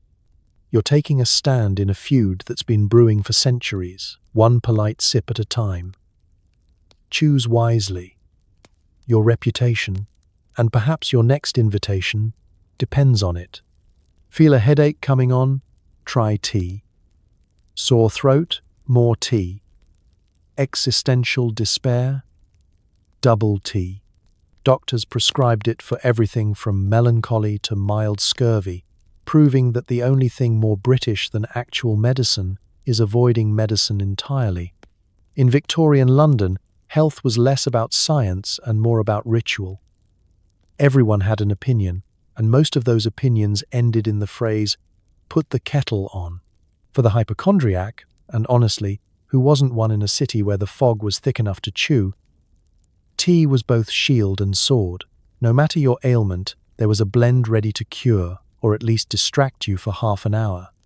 A typical morning began with a cough, a dramatic sigh, and the comforting promise of a restorative cup. Doctors, those bewhiskered sages of the age, were quick to recommend a little Ceylon for chest complaints, or perhaps an infusion of chamomile to soothe the nerves. The word infusion itself became a Victorian medical catch-all, right up there with tincture, elixir, and walk it off, dear. Pharmacists sold more teapots than pill bottles. Most of these prescriptions were nothing more than elaborate placebos. But the faith in them was absolute. After all, real medicine was terrifying. Victorian treatments for even simple ailments ranged from leeches to purgatives to a brisk walk around the square, weather permitting. Compared to that, a gentle cup of tea seemed almost revolutionary, soothing, safe, and unlikely to result in bloodletting on the sitting room carpet. Some families took the healing power of tea to mystical extremes. Aunt Agnes swore by peppermint for indigestion, fennel for colic, and rosehip for the vapors, a diagnosis so vague it covered everything from boredom to a mild allergy to piano practice. There were teas for sleep, teas for waking, teas for memory, and teas for when you'd lost your memory and needed to recall where you'd put the biscuits. Victorian advertising, ever attuned to the national mood, latched onto this with gusto. Every shop window promised revitalizing elixirs and the Queen's own restorative tonic, which in truth was just tea with a different label and, if you were lucky, a pinch of lemon. Merchants distributed pamphlets full of dramatic testimonials. After one sip, my rheumatism vanished, my cow began to give cream, and my husband remembered my birthday. Science, meanwhile, simply nodded and poured another cup. Tea also provided a handy excuse for nearly any social situation. Too tired to visit? I'm having my strengthening brew. Too anxious to speak in public? I need a calming cup. There were even teas for social embarrassment. A cooling mint for blushing, a robust black for wilting spirits, and, should all else fail, a bracing herbal blend to steel oneself for a mother-in-law's critique of your wallpaper. Yet, beneath the surface, there was an undercurrent of genuine belief. After all, there's something undeniably comforting about a hot mug in cold hands, especially when the weather outside is one long, damp apology. The ritual itself was medicine. The measuring, the pouring, the slow swirl of a spoon, the fragrant steam rising up and telling you, in no uncertain terms, that you were still alive and might even be improving. Of course, if you actually were ill, truly, properly, write to my solicitor ill, Victorian medicine waited in the wings with its terrifying arsenal. But for most people, tea was the first, second, and third line of defense against everything from a stubbed toe to a broken heart. And if it didn't cure you, it at least made being sick a bit more civilized. So, the next time you feel a tickle in your throat or a pang of existential woe, remember the Victorians. and their miraculous infusions. Because if you can't find health at the bottom of a teacup, at least you'll find a little warmth, a little comfort, and the best excuse in the world to stay in bed just a bit longer. Sure, it's relaxing, until you realize you've consumed 7 cups and can now hear colors. Victorians began worrying that the population was too caffeinated to function. Spoiler, they were right. In the golden glow of the Victorian drawing room, tea was supposed to be a gentle pause, a moment of refined tranquility, a chance to soothe nerves frayed by industrial noise and the existential threat of cholera. But somewhere along the line, the British population took a wrong turn, and afternoon tea became less of a calm social ritual and more of a national endurance test in liquid form. The signs were there if anyone had been looking. Breakfast tea, mid-morning pick-me-up, lunch accompaniment, post-lunch digestive, afternoon refreshment, pre-dinner fortification, after-dinner wind-down, and the final, just-in-case nightcap cup. By the time the average Victorian tucked themselves in at night, their bloodstream was roughly 40% Assam. Some households ran the kettle so constantly that the very walls vibrated with nervous energy, and the family cat developed an unblinking, 1,000-yard stare. Children, theoretically immune to such excess, were initiated young. Weak tea for the nursery, milky but potent, to prepare them for life's hardships, also known as adulthood in Victorian England. Governesses, clinging to sanity by their fingernails, drank cup after cup as they navigated lessons and recalcitrant toddlers. Factory workers took tea breaks with religious devotion, swigging from battered tin mugs and quietly judging anyone who dared suggest water. Soon, social reformers began to worry. Pamphlets circulated, warning of the caffeinated masses. Cartoonists depicted frantic housewives dusting ceilings at midnight, shopkeepers unable to blink, and husbands who had not slept since the last Queen's Jubilee. Newspapers ran dire warnings of tea madness, a syndrome characterized by trembling hands, sudden bursts of poetry, and the urge to reorganize sock drawers at 3 a.m. Doctors, never ones to let a good panic pass unremarked, declared that excessive tea drinking could lead to palpitations, nervous agitation, and an irresistible desire to recite Shakespeare at inopportune moments. The diagnosis: tea intoxication. The cure: herbal infusions, brisk walks, or, in the most extreme cases, a brief trial separation from the teapot. Some families staged interventions. "We love you, Uncle Reginald, but your 5th cup before lunch has become problematic." The tea shops and tea gardens didn't help. They advertised endless varieties: invigorating Assam, nerve, soothing oolong, revitalizing gunpowder green, as if each new blend held the answer to whatever modern life threw at you. The truth was, they all had one key ingredient: more caffeine. Patrons would gather, order pot after pot, and leave twitching with inspiration and possibly a touch of paranoia. Victorian etiquette books, normally bastions of moderation, struggled to keep up. Limit yourself to 3 cups at a sitting, some urged, unless entertaining guests, managing a crisis, or feeling a bit under the weather, in which case, do what you must. Newspapers ran stories of tea drinkers who lost track of time and woke up to discover they'd alphabetized the entire pantry. Of course, some people leaned in. Artists and poets extolled the creative virtues of a strong cuppa. Tea brings clarity and vision. One gushed, moments before writing a 14-stanza ode to a biscuit. Society ladies boasted about their ability to host 3 teas in a single afternoon and still sleep at night. They didn't. Even the clergy got involved, hosting temperance teas as a wholesome alternative to gin, blissfully ignoring the fact that their congregation was now jittering in the pews. Still, no one could quite quit. There was simply too much comfort in the routine. The warm cup, the soft clink of china, the ritual of pouring and sipping. Besides, the alternative was unthinkable. Water? In Victorian London? No thank you. So, the next time you wonder whether that fifth cup is one too many, remember the Victorians, wide-eyed, buzzing, unstoppable. Because sometimes, the only thing scarier than a nation addicted to tea is a nation without it. Tea Time was the original reality show. Marriages were made and ruined over spilled tea, literally and metaphorically. If you dropped your biscuit in the cup, your social standing dropped with it.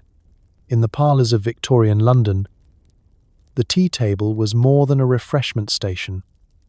It was an arena, a stage, a confessional booth, and occasionally, a crime scene. While the tea flowed, so did secrets. Guests perched on the edges of their chairs, careful not to wrinkle their reputations. Eyes darting between plates of delicate sandwiches and the faces of rivals, frenemies, and the ever-vigilant housemaid who heard everything and said nothing. The art of eavesdropping was perfected at these gatherings. Under the polite clatter of cups, snippets of conversation flitted through the room. Did you hear about Lord Bracknell's missing lapdog? They say Mrs. Minton's jam tarts are store-bought. Someone spotted Miss Fairfax leaving the bookshop with, wait for it, a French novel. Each morsel of gossip was chewed over more thoroughly than the watercress sandwiches.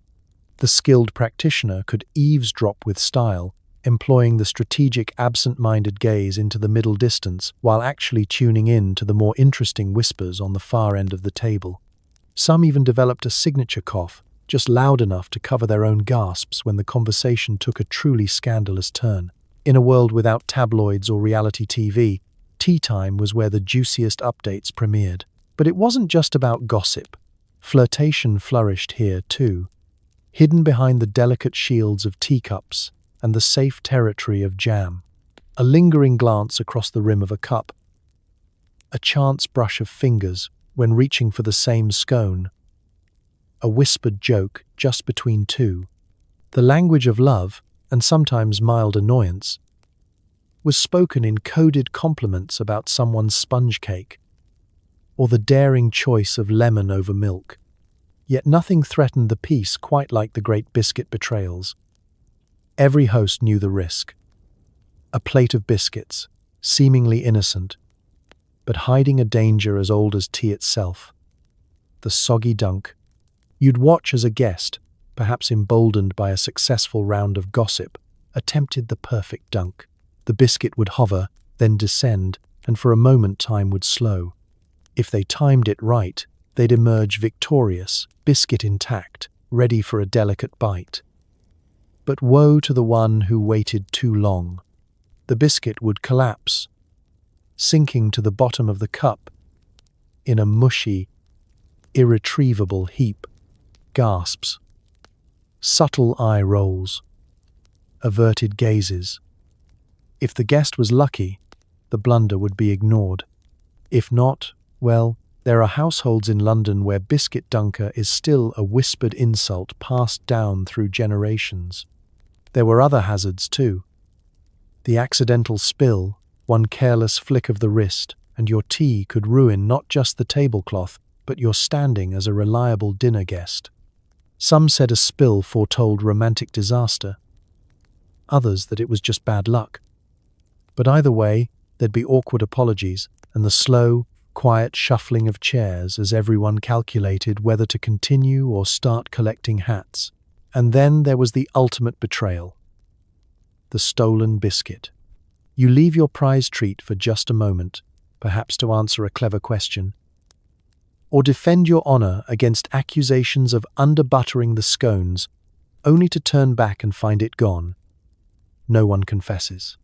The room becomes a nest of angelic faces and suspicious crumbs. Still, these small dramas were what made tea time irresistible. The stakes were low, but the consequences felt monumental. Alliances shifted, love blossomed or withered, and reputations teetered on the edge, all before the final cup was poured. Because in Victorian London, tea was never just about tea. It was about who listened, who loved, and, most importantly, who could dunk a biscuit without turning it into a tragedy. By the late 1800s, even factories ran on tea. Workers slurped their way through breaks, fueling the Industrial Revolution one chipped mug at a time. Somewhere, a factory owner is calculating how much productivity is lost to milk froth. Victorian England was built on 1,000 clanking machines, rivers of coal dust, and, if we're being honest, oceans of tea. The factories that powered the era were more than just steam, sweat, and smog. They were tea-drinking powerhouses, each workday marked by a symphony of rattling kettles and the clink of battered mugs. Forget the image of grim, silent workers. For a few sacred minutes every shift, the machinery fell quiet, and the only sound was the communal slurp. Tea breaks weren't just an indulgence, they were a survival mechanism. The work was relentless, spinning, weaving, pounding, pressing. Your hands ached, your lungs burned, and your only real hope for comfort was a tin mug of sweet, hot tea. Forget water. No one in their right mind would risk the local supply, which was frequently home to mysterious things best left unidentified. Tea, boiled and strong enough to dissolve a horseshoe, was both refreshment and public health service. The ritual was the same whether you were in a textile mill, a coal mine, or an up-and-coming insurance office with a view of the river, and, sadly, the river's ever-expanding pollution. At the appointed time, a bell would ring and workers would swarm toward the break area. Kettles balanced on makeshift stoves, sometimes fueled by bits of leftover packing crate or the foreman's bad temper, steamed with anticipation. Mugs, never matching, always chipped, were filled to the brim. And for a moment, the class system seemed to fade. Foreman, spinner, clerk, and cleaner, all united in pursuit of caffeine. And maybe, if you were lucky, a half-stale biscuit. Factories developed their own unspoken tea cultures. Some were strictly builder's tea. Black, no nonsense. 2 sugars, no talking.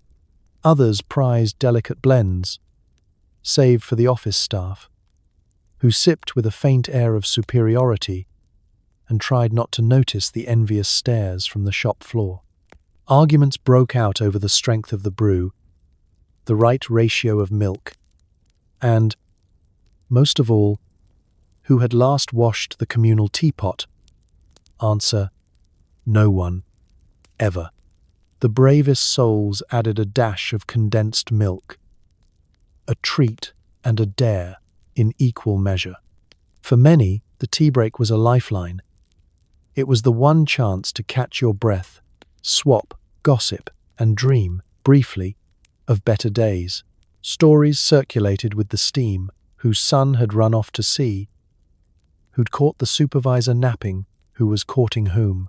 Proposals, confessions, and major life decisions all unfolded over the shared heat of a mug.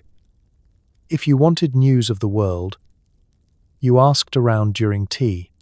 Meanwhile, management looked on with a mixture of dread and calculation. Every minute spent steeping and sipping was a minute not spent turning cogs, spinning thread, or tallying ledgers. Some factory owners tried to ban or limit tea breaks, only to face near mutinies and plummeting productivity. The lesson was clear. You could mess with the machinery, but never with the tea. Eventually, office workers caught on. The Victorian desk job might sound genteel, but after hours hunched over paperwork, tea was the only thing keeping anyone from fleeing into the Thames. A good clerk learned to make tea, as well as he tallied columns. Soon, office tea ladies became indispensable, moving from desk to desk with urns of hot brew and enough gossip to keep the company running as smoothly as the teapot. And so, as the Industrial Revolution thundered on, tea remained the true engine of British industry. Whether on the factory floor or behind mahogany desks, the day was measured not in hours, but in mugs. Because in Victorian England, tea at work was never just a drink. It was a union, a coping mechanism, and, above all, a gentle rebellion in every chipped, steaming cup. How long can you dunk before your biscuit collapses? This is the question that haunts Victorian souls and leaves a trail of crumbs on every waistcoat. Failure to dunk with grace was a social misdemeanor. The Victorians took their tea seriously. But the real test of character was what happened when the biscuits appeared. On the surface, they're harmless, round, golden, perhaps dotted with currants or brushed with a glaze. Yet in every parlor, behind every polite smile, a silent competition simmered. The dunking game. Tea might have united the nation, but biscuits divided it, one soggy disaster at a time. Dunking a biscuit, you see, was not simply a matter of taste. It was an art, a science, and, for the more melodramatic, a rite of passage. There was the issue of timing. Too quick, and your biscuit remained stubbornly brittle, shedding crumbs like a nervous debutante at her first ball. Too slow, and you risked catastrophic collapse, the dreaded plunge of doom, as your biscuit detached and vanished into the depths of your cup, doomed to dissolve in a mushy, irretrievable mess. Victorian etiquette manuals rarely addressed this topic, which only heightened the anxiety.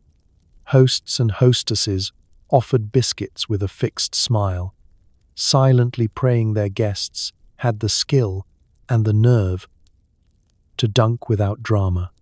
Meanwhile, every child watched, learning the rules by osmosis and the example of relatives who'd lost social standing after a fatal miscalculation with a Garibaldi. Strategy abounded. Some swore by the half-dunk, dipping just the edge for a brief second. Safe, but unsatisfying, the coward's approach.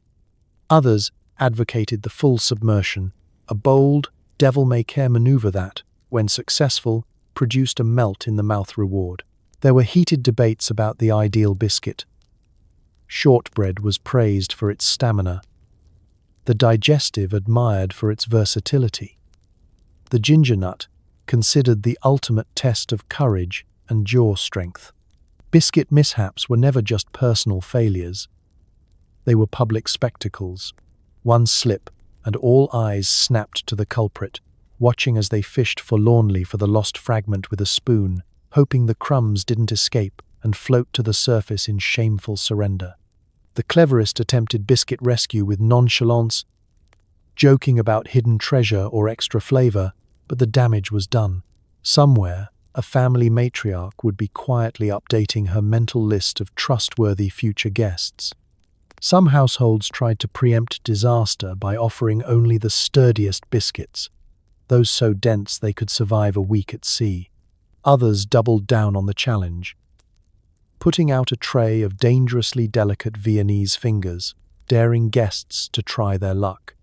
For the truly competitive, there were whispered tales of dunking duels, 2 opponents, 2 cups, 1 unyielding custard cream, and a stopwatch. The debate even reached the pages of newspapers, with letters to the editor on the merits of dunking, the risks of biscuit soup, and the proper etiquette for cleaning up after a disaster. Recipes appeared promising non-collapsible biscuits, as if fortitude could be baked directly into the dough. But for most, the answer remained elusive. Every cup of tea was a gamble, every dunk a leap of faith.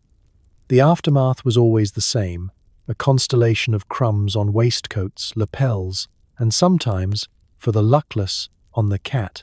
Servants sighed as they brushed yet another avalanche from the carpet. But despite the mess, the risk, and the occasional humiliation, no one could resist. The pleasure of a perfectly dunked biscuit was a fleeting triumph, a tiny, personal victory in a world ruled by rules. Because in Victorian London, The greatest dramas weren't played out on the stage, but in the silent, suspenseful moments when tea met biscuit, and for those brave enough to risk the dunk, every cup held the possibility of disaster or delicious success. Afternoon tea wasn't just about sipping. It was the perfect excuse for covert matchmaking, veiled insults, and plotting your neighbour's downfall. Behind every lace doily was a scheme. Every respectable household in Victorian London could be counted on to host a weekly tea. But what happened between the tinkling of cups and the rustle of napkins was rarely as innocent as it seemed. The drawing room might be filled with sunlight, but beneath the surface, it was a chessboard, each guest moving with calculated precision, every word weighed for strategic advantage. The most powerful weapon in the social arsenal? A sweet smile and a well-timed pour. Guests would arrive arrayed in silks, bonnets, and reputations polished for the occasion. Everyone's real purpose was the same: to listen, to be seen, and if possible, to plant the seeds of a rumour so deftly that even they forgot where it began. "How lovely to see you, Lady Billingsworth. Is it true your niece has taken an interest in watercolour?"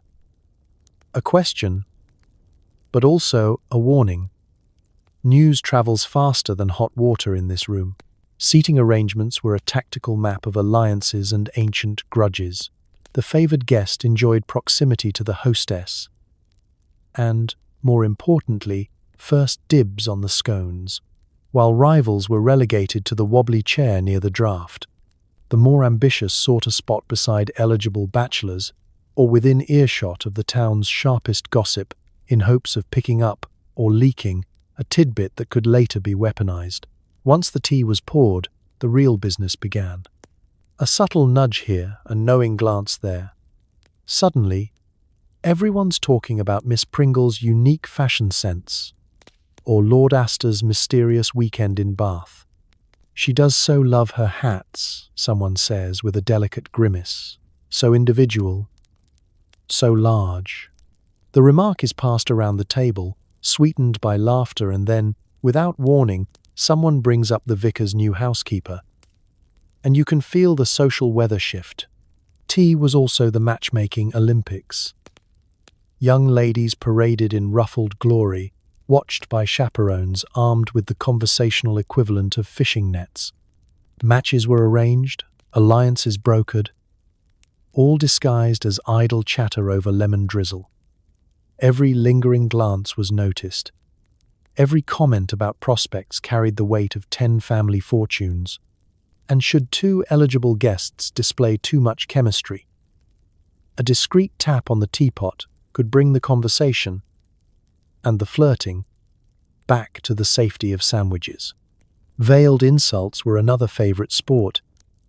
"I do admire how you manage with so little staff," was code for, "Your drawing room looks like a yard sale.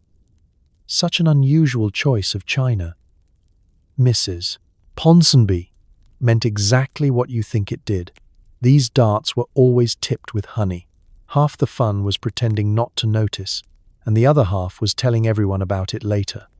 And then there were the plots, the grand designs hatched over petit fours and cups of Darjeeling. Who would host the next charity event? Who would be conveniently forgotten from the guest list? Was that a compliment or a subtle warning about your daughter's piano playing? By the end of tea, every guest left armed with new information and at least one secret plan. The real scandal was not what was said, but what was carefully left unsaid. The parlor would empty, the crumbs swept away, but the schemes lingered, passed on in whispers during carriage rides and late-night walks. For all its refinement, Victorian high society thrived on intrigue, subtext, and just a touch of villainy. Each plot hatched over the delicate clatter of china, because, in the end, tea wasn't just a social ritual. It was the mask beneath which every ambition and rivalry simmered, politely camouflaged in sugar and cream, until the next invitation arrived and the game began anew. Not every cup is a winner. There are tales of disastrous brews, sour milk, and tea so weak it nearly caused an international incident. If you survive a bad cup, you get bragging rights, and probably a stomachache. Victorian London was a city of rituals, and nowhere were the stakes higher than at the tea table. The mere act of pouring hot water over leaves could elevate a hostess to legend or condemn her to the tragic footnotes of social history.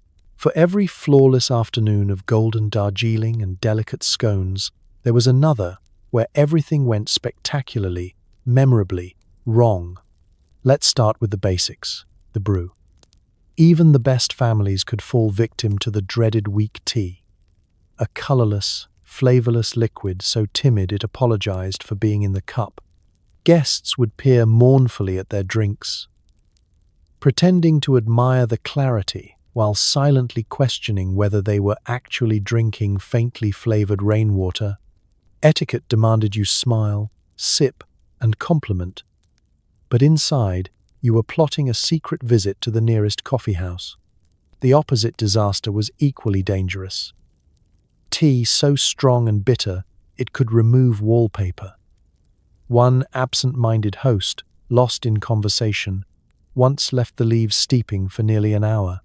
The resulting cup was an astringent, bracing elixir, sending a wave of shudders around the table. Some claimed it woke them up for a full week. Others were not so lucky. Social niceties required finishing your cup, even if it meant a moment of silent prayer and a dramatic facial expression best hidden behind the napkin. And then there was the milk. Freshness was never guaranteed, and more than one promising tea was undone by a dash of something off. The unlucky victim would see tiny flakes swirl in their cup, the telltale bloom of spoiled cream, just as they were making polite conversation with the vicar. Do you mention it? Suffer in silence? Or, like the truly daring, attempt to discreetly tip your cup into a nearby potted fern? Every strategy had its risks, and every plant in the parlor lived in fear. Sugar could also betray. Victorian sugar often arrived in large, rock-like lumps, chipped off with tongs that doubled as a test of dexterity and courage. One memorable tea was ruined when a guest's overzealous attempt launched a sugar boulder directly into the host's lap, leaving a sticky reminder and an even stickier silence. Of course, the worst teas became legends. There was the affair of the accidental savory, a hostess who confused the tea caddy with her tin of dried parsley, resulting in an herbal infusion so grassy it was only enjoyed by the household rabbit. Another family's reputation never recovered from the scalding, when a pot's cracked spout sent a jet of boiling liquid across the table, narrowly missing Great-Aunt Gwendolyn's prized lace cuffs, though forever singeing her regard for the hostess. And let's not forget the time foreign dignitaries were served what was optimistically described as smoked lapsang. In reality, it was the result of the cook accidentally dropping the tea leaves onto a smouldering log. International relations, already precarious, became distinctly more so after that first sip. Yet, amid all the disasters, a curious camaraderie developed. There is nothing quite like the bond formed by a group of guests united in their battle against a bad brew. They exchanged sidelong glances, muttered reassurances, and left with stories they would cherish forever, often retelling them at the next tea with only a touch of embellishment. Because, in Victorian London, tea could be a triumph or a tragedy, but either way, it was unforgettable. And if you survived the worst cup ever poured, you left not just with a story, but with a resilience that only the bravest biscuit dunkers could truly appreciate. After the party comes the regret. Too much sugar, too much caffeine, and the lingering dread that someone is still judging your pouring technique. Time for a soothing, non-caffeinated nightcap, if you can sleep at all. Victorian tea gatherings might look dainty in the daylight, crisp linens, polite laughter, the soft chime of porcelain, but when the sun sets, the consequences arrive like an uninvited cousin. The first sign is the sugar crash. You wander home, shoes pinching and gloves askew, your mind replaying every bite of cake and every last, ill-advised spoonful of jam. You're vibrating from the caffeine, but somehow also ready to nap, unsure whether you're coming down with something or just experiencing the side effects of a fourth helping of Battenberg. There's always a moment of post-tea introspection, usually in front of your bedroom mirror. Was that third cup necessary? Should you have tried to eat more sandwiches and fewer eclairs? And, worst of all, did you overstep by correcting Lady Winthrop's opinion on lemon versus milk? You relive your minor social transgressions with the intensity of a Shakespearean tragedy, wondering if everyone will remember your gaffe, or if you'll be quietly shunned from the next garden party. For many Victorians, the real hangover isn't physical, it's social. You lie in bed, wide-eyed, replaying the day's conversation. Was your small talk sufficiently charming? Did your napkin escape your lap at an inopportune moment? Did anyone else notice when you dropped your teaspoon with a clatter loud enough to summon the housekeeper? The rules of tea may have ended at the parlor door, but the anxieties followed you all the way home, and then the caffeine kicks in with a vengeance. Sleep becomes a fantasy, as elusive as a fresh scone at 5 p.m. You stare at the ceiling, heart thumping, counting the patterns in the wallpaper. Some try old family remedies, warm milk, a dab of lavender oil, a half-hearted prayer to the patron saint of restfulness. Others shuffle through the house, brewing dubious calming tisanes from whatever herbs can be found in the kitchen. Chamomile if you're lucky. Boiled lettuce water if you're desperate. Yes, it's exactly as appetizing as it sounds. Others seek solace in midnight walks, shawls thrown over nightclothes, slippers whispering along cobblestones, hoping the fresh air will quiet both the nerves and the digestive system. The city at night is peaceful, save for the distant clatter of a carriage or the occasional bark of a sleepless dog. You mentally compose thank you notes and apology letters, just in case, before remembering you still have to face everyone again at Sunday service. And then there are the remedies passed down through generations. A spoonful of honey, a slice of cold potato on the forehead, the last stubborn shortbread crumbled into a mug of hot water, each one more superstitious than the last, but all better than lying in bed, haunted by visions of mispoured tea. For the insomniac, there's nothing left but to embrace the night and let the mind wander. You plan your next outfit, rehearse witty remarks, and make resolutions. Never more than 2 cups after 4 o'clock. Always ask about other people's pets. Never, ever challenge Lady Winthrop on dairy products. If you're lucky, sleep creeps in eventually. Soft as a scone. Quiet as a well-timed compliment. Morning comes, pale and merciful. The anxieties of the night dissolve with the first shaft of light. Yesterday's tea disasters become tomorrow's stories, because in Victorian London, no one remembers the perfect tea. But everyone recalls the time Uncle Cedric knocked over the sugar bowl and Aunt Lottie mistook the salt for icing. And so, the cycle begins anew. Regret fades, the kettle sings, and you prepare once again to risk it all for the perfect cup, and maybe, just maybe, a little less caffeine this time. Victorian tea mania didn't just fade, it became the backbone of British identity. Even today, there's a little Victorian in everyone who insists on a cup at 4. The age of tea obsession never really ended. It just became part of the national DNA, one dainty sip at a time. It's easy to imagine that the ritual of afternoon tea might have fizzled out as the gaslights dimmed and the world spun on, but some habits are simply too comforting to abandon. The Victorians may have left behind corsets and calling cards, but they ensured that the kettle would always be close at hand. Every modern tea bag, every mismatched mug, and every office tea break can trace its lineage back to those bustling parlors and precariously balanced cake stands. The echoes of Victorian tea time are everywhere. Office workers in glass towers now gather around the communal kettle with the same anxious hope for biscuits and news as their top-hatted forebears. Grandparents pass down secret family recipes for scones, which always claim to be the original, and the debate about whether cream or jam goes first can still end otherwise happy marriages. If you listen closely at any British gathering, there's a near mystical reverence for a proper brew. The language has changed, but the stakes remain curiously high. Even the humble teapot carries a memory of empire and etiquette. Each time it is warmed and filled, you're echoing centuries of tiny rituals. The measuring of leaves, the warming of cups, the careful dance of sugar tongs, and the communal sigh when the milk is judged to be just right. The drama may no longer unfold in drawing rooms, scented with rosewater and mothballs, but the tension lingers in kitchens, break rooms, and garden sheds up and down the country.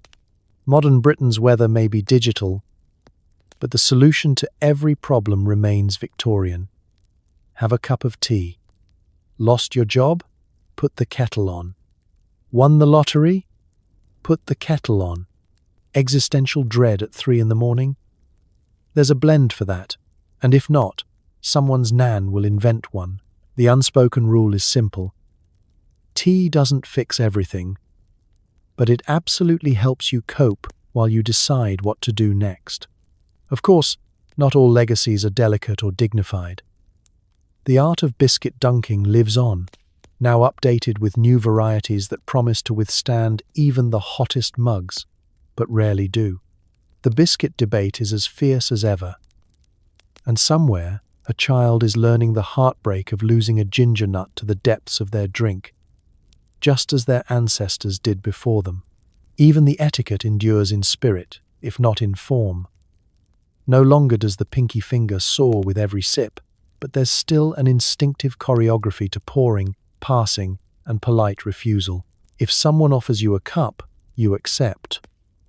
If someone offers a second, you're probably family.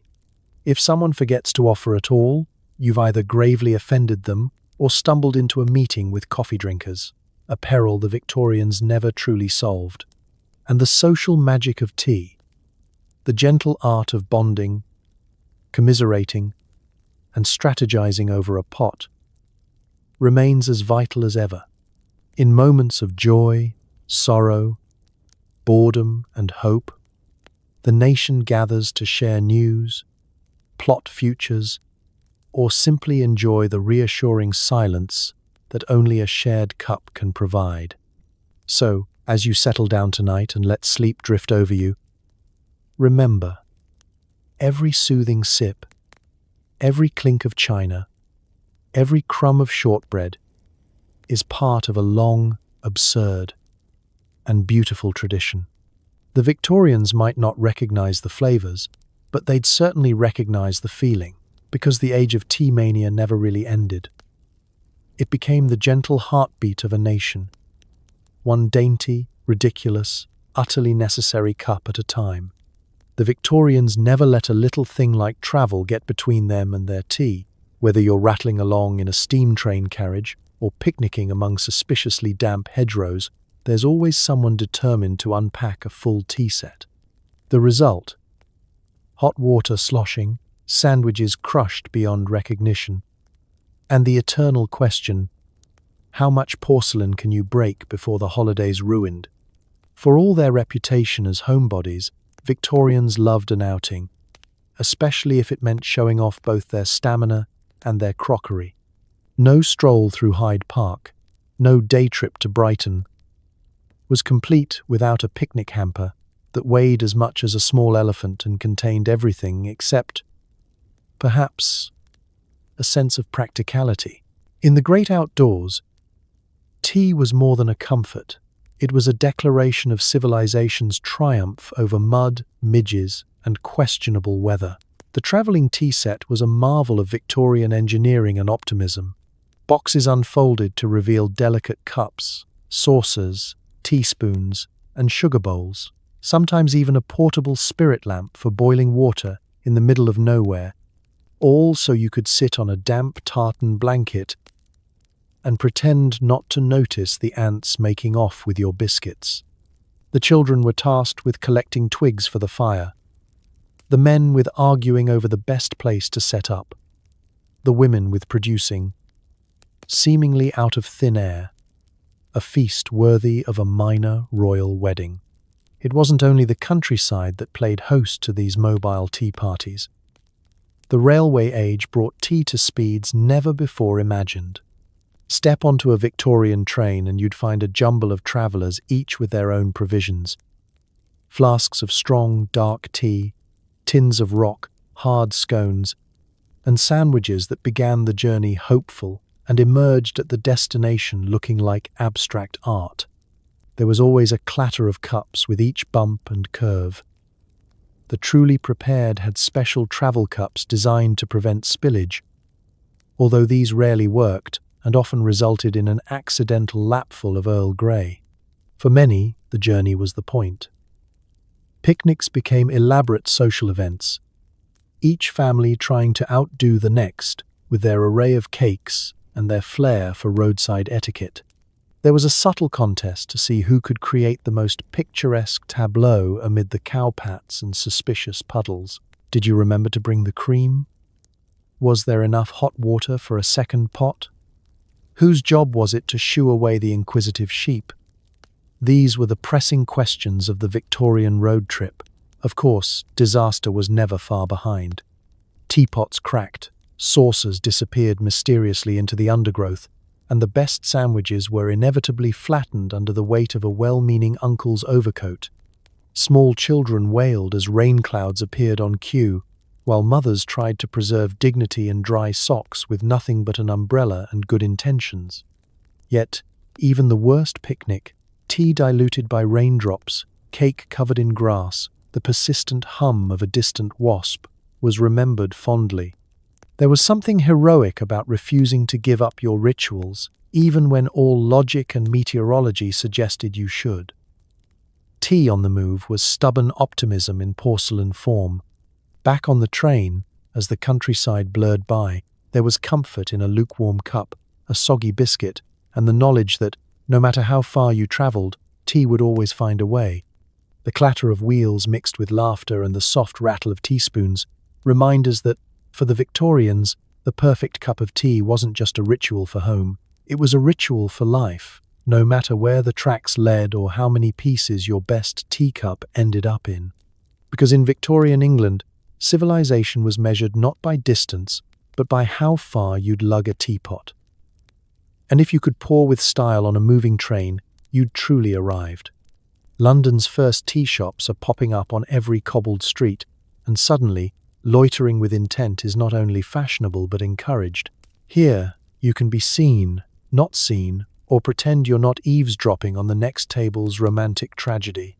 If you stay long enough, you'll learn the secret to ordering just one cup and stretching it out for 3 hours of people watching.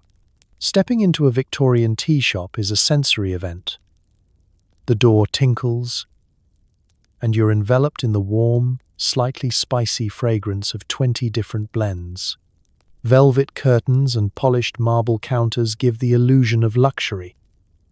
Even when you're pressed elbow to elbow with a half-dozen strangers and a determined cat angling for cake crumbs under the next table, gaslight flickers overhead, painting everyone with a soft, forgiving glow, a blessing for those who arrived straight from a windswept street or a failed hair appointment. Tea shops are where the city's pulse can be felt. A crossroads of tradesmen, students, gossipy grandmothers, and the odd poet, all held together by the gentle force of boiling water and social custom. Here, the etiquette is deliciously lax. No one expects you to stand on ceremony. Just pick a table, order the house blend, and begin the time-honored tradition of pretending to write a letter while surreptitiously tracking the romantic fate of the couple in the corner. This is the great equalizer of Victorian society. Dukes and drapers might sit 2 tables apart, each pretending not to notice the other's sandwich order. For the price of a cup, you earn the right to linger, to sketch, to read, to accidentally overhear the latest on Lady Beatrice's scandalous elopement. The staff, well practiced in the art of serving without judgment, float from table to table with steady hands and practiced discretion, their ears tuned to the city's heartbeat. A single cup of tea, carefully nursed, buys hours of privacy in public. The secret: stir slowly, sip sparingly, and look as if you're deep in thought, even if you're really counting how many times Mr. Pringle refills his sugar bowl. There's an etiquette to this idleness. The tea shop loiterer is both invisible and omnipresent, rarely noticed but always alert, never quite leaving until something truly interesting happens. Some come for business deals, some to escape their families, and others just to spend an afternoon in silent, sociable solitude. Occasionally, something extraordinary breaks through the usual hum. A proposal, delivered shyly over ginger biscuits. A tearful goodbye at the back window. A loud debate over whether Russian caravan is superior to Earl Grey. Drawing in half the shop. Every regular has their own favourite seat, their own favourite view, the best vantage for drama, the best acoustics for gossip, or simply the best angle for daydreaming about what life might be like if one actually finished one's correspondence. Meanwhile, the tea shop owner stands behind the counter, a silent ringmaster orchestrating this daily performance. The best shops attract a loyal crowd. Writers scribbling on napkins, musicians humming over their cups, and office clerks who arrive at noon and refuse to budge until closing time. There's pride in being a regular, in nodding at familiar faces and exchanging the city's smallest news with those whose names you'll never know. And as dusk gathers outside and the final cup is drained, the day's secrets remain tucked among the saucers and crumbs. For all their casual charm, tea shops are where lives intersect, where stories begin and end, and where the greatest luxury is the freedom to do almost nothing at all, just so long as you order the occasional refill. Because in Victorian London, to loiter was an art, and the tea shop was its home, a sanctuary where the world's cares could be put on pause, one sip and one scandal at a time. Afternoon tea gets a rhythm when tea dances take over London. Imagine dainty waltzes performed between tables piled with eclairs and scandal. One moment you're clutching a partner, the next you're clutching your stomach after too many cream puffs. Dancing and digesting, the ultimate Victorian multitask. By the late 19th century, the British upper crust had run out of ways to show off their refinement. So they decided to combine their 2 favourite pastimes, eating cakes and moving in organised circles. Thus, the tea dance was born, a marvel of social engineering that let you gossip, overindulge, and perform the occasional respectable twirl, all before dinner. Picture the scene: a grand hotel or a lavish country house, sunlight slanting through tall windows onto polished floors, the air thick with the competing scents of perfume and marzipan, tables groan under the weight of pastries, macarons, and enough finger sandwiches to feed a battalion. In one corner, a string quartet tunes up, while the maids hover nearby with fresh pots, eyes sharp for any sign of crumb-related catastrophe. As the music begins, the guests rise from their seats, some gracefully, others with a certain I might have overdone the Battenberg hesitation. The opening waltz is a parade of fluttering lace, gloved hands, and the careful avoidance of strategically placed cake trays. Couples swirl between tables, narrowly missing both the porcelain and the reputations of their peers. One false step, and you're not just risking a bruised ego, but the loss of a perfectly good eclair. Tea dances are a showcase for the social set. Young ladies float across the floor, hoping to catch the eye of eligible bachelors, or at least someone with a decent inheritance and a willingness to share the last slice of lemon drizzle. Chaperones monitor every spin and dip, wielding their fans like semaphore flags, signaling everything from "he's suitable" to "stay away from the trifle." Elderly aunts lounge near the window, offering unsolicited opinions about posture, skirt length, and the proper way to avoid indigestion. Meanwhile, the men are secretly relieved. Compared to the high-pressure politics of dinner parties, a tea dance is almost relaxing. You can escape to the buffet after every quadrille, and if you find yourself tongue-tied, you can always claim you need to check the scone supply. Dance cards are passed around and filled with a mixture of hope, strategy, and the odd act of charity. No one wants to be the only person left with a dance to spare and a lonely Victoria sponge for company. Of course, not everyone is a natural dancer. The nervous, the clumsy, and the cake-committed form an unofficial society of wallflowers, united by their shared fear of stepping on toes and their unashamed devotion to custard creams. But even they find themselves swept into the action when the band strikes up a particularly lively polka and the line for cream puffs gets too long. With all this movement, the digestive risks are real. Between dances, guests hover over their tea, strategizing their next moves. Should one risk another scone before the mazurka? Is it impolite to pass on the jelly rolls? Or is it self-preservation? The afternoon becomes a delicate balance between social ambition and gastric endurance. As the final notes of the last waltz echo through the hall and the sun dips below the rooftops, the guests gather their gloves, dab their brows, and pretend their feet don't hurt.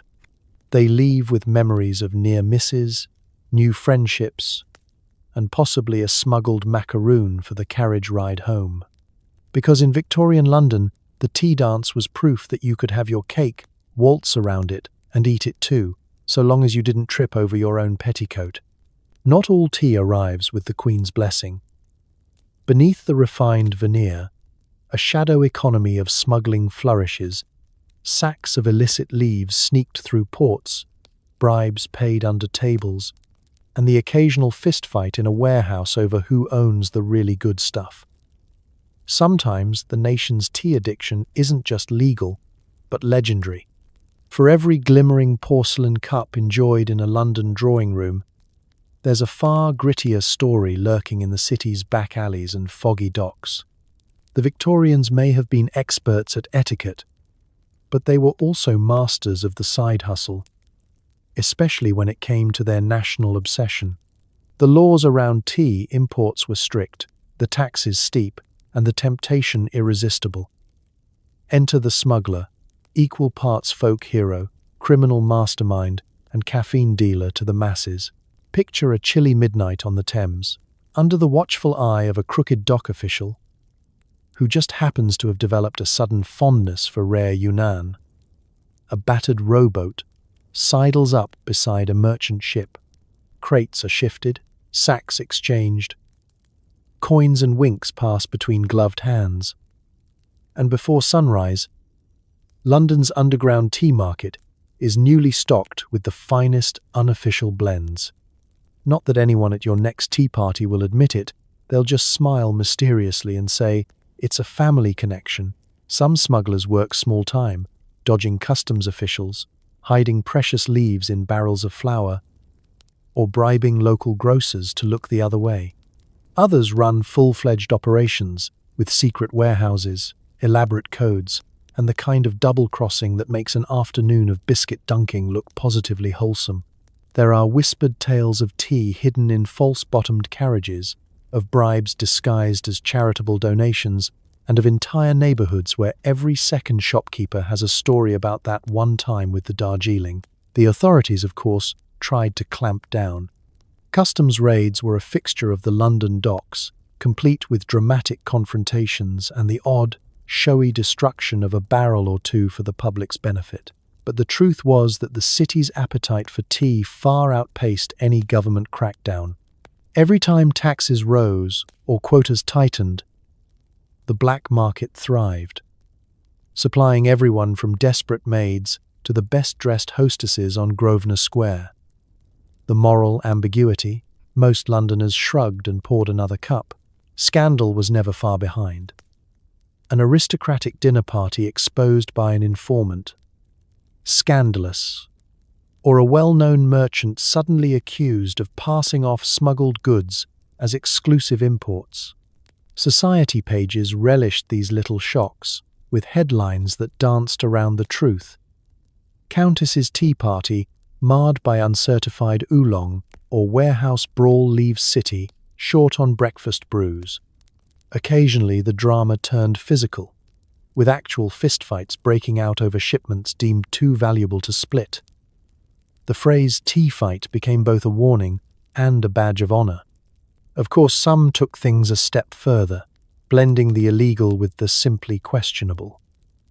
Unscrupulous dealers cut expensive teas with lesser leaves, dried grass, or even the odd herbal interloper, the discerning drinker's nightmare. To discover their rare Chinese green was part dockyard sweepings, part culinary experiment. Not that anyone would admit to falling for such a scheme. Instead, they'd claim to have developed a taste for the unusual. In the end, most tea drinkers chose blissful ignorance, reasoning that if the cup was hot and the gossip fresh, all was well. The government, outmatched and outmaneuvered, eventually lowered the tariffs, and much of the smuggling faded. But the legend lingered, and the Victorians never quite lost their taste for a little drama with their Darjeeling, because in London, every cup told a story of fortunes made, rules bent, and risks taken, all to keep the nation's favourite comfort pouring, by hook or by crook, into dainty, unsuspecting cups. So tonight, as you set aside your mug, maybe still balancing a crumb or two on your shirt, take a moment to appreciate the glorious absurdity of Victorian afternoon tea. You've made it through a day in 1800s London, where the greatest social disaster was a sunken scone, and family feuds started over the order of cream and jam, where fortunes were made, secrets were spilled, and reputations were built or broken, all over a pot of boiling water and a few delicate cups. You've survived the perils of etiquette, the minefield of biscuit dunking, and the truly Herculean task of pretending to enjoy cucumber sandwiches.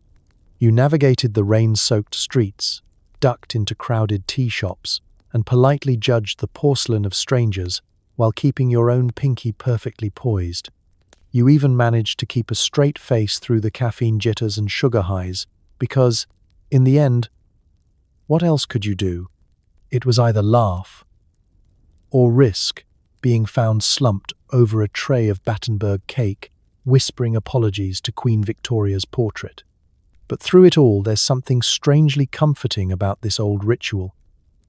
Because history, as weird and uncomfortable as it was, is proof that people are stubbornly hopeful and endlessly inventive. The Victorians clung to their tea in the face of rain, fog, and existential dread, and somewhere in all that chaos, they found connection, comfort, and just enough warmth to carry them through the next downpour. So tonight, as you tuck into your soft bed with clean sheets, reliable plumbing, and the freedom to drink whatever you want, maybe raise your cup, whisper a thank you to the tea-obsessed souls of the past, and drift off gently, because if they could find peace and laughter in a cup of tea, you can too. Good night, and sleep well.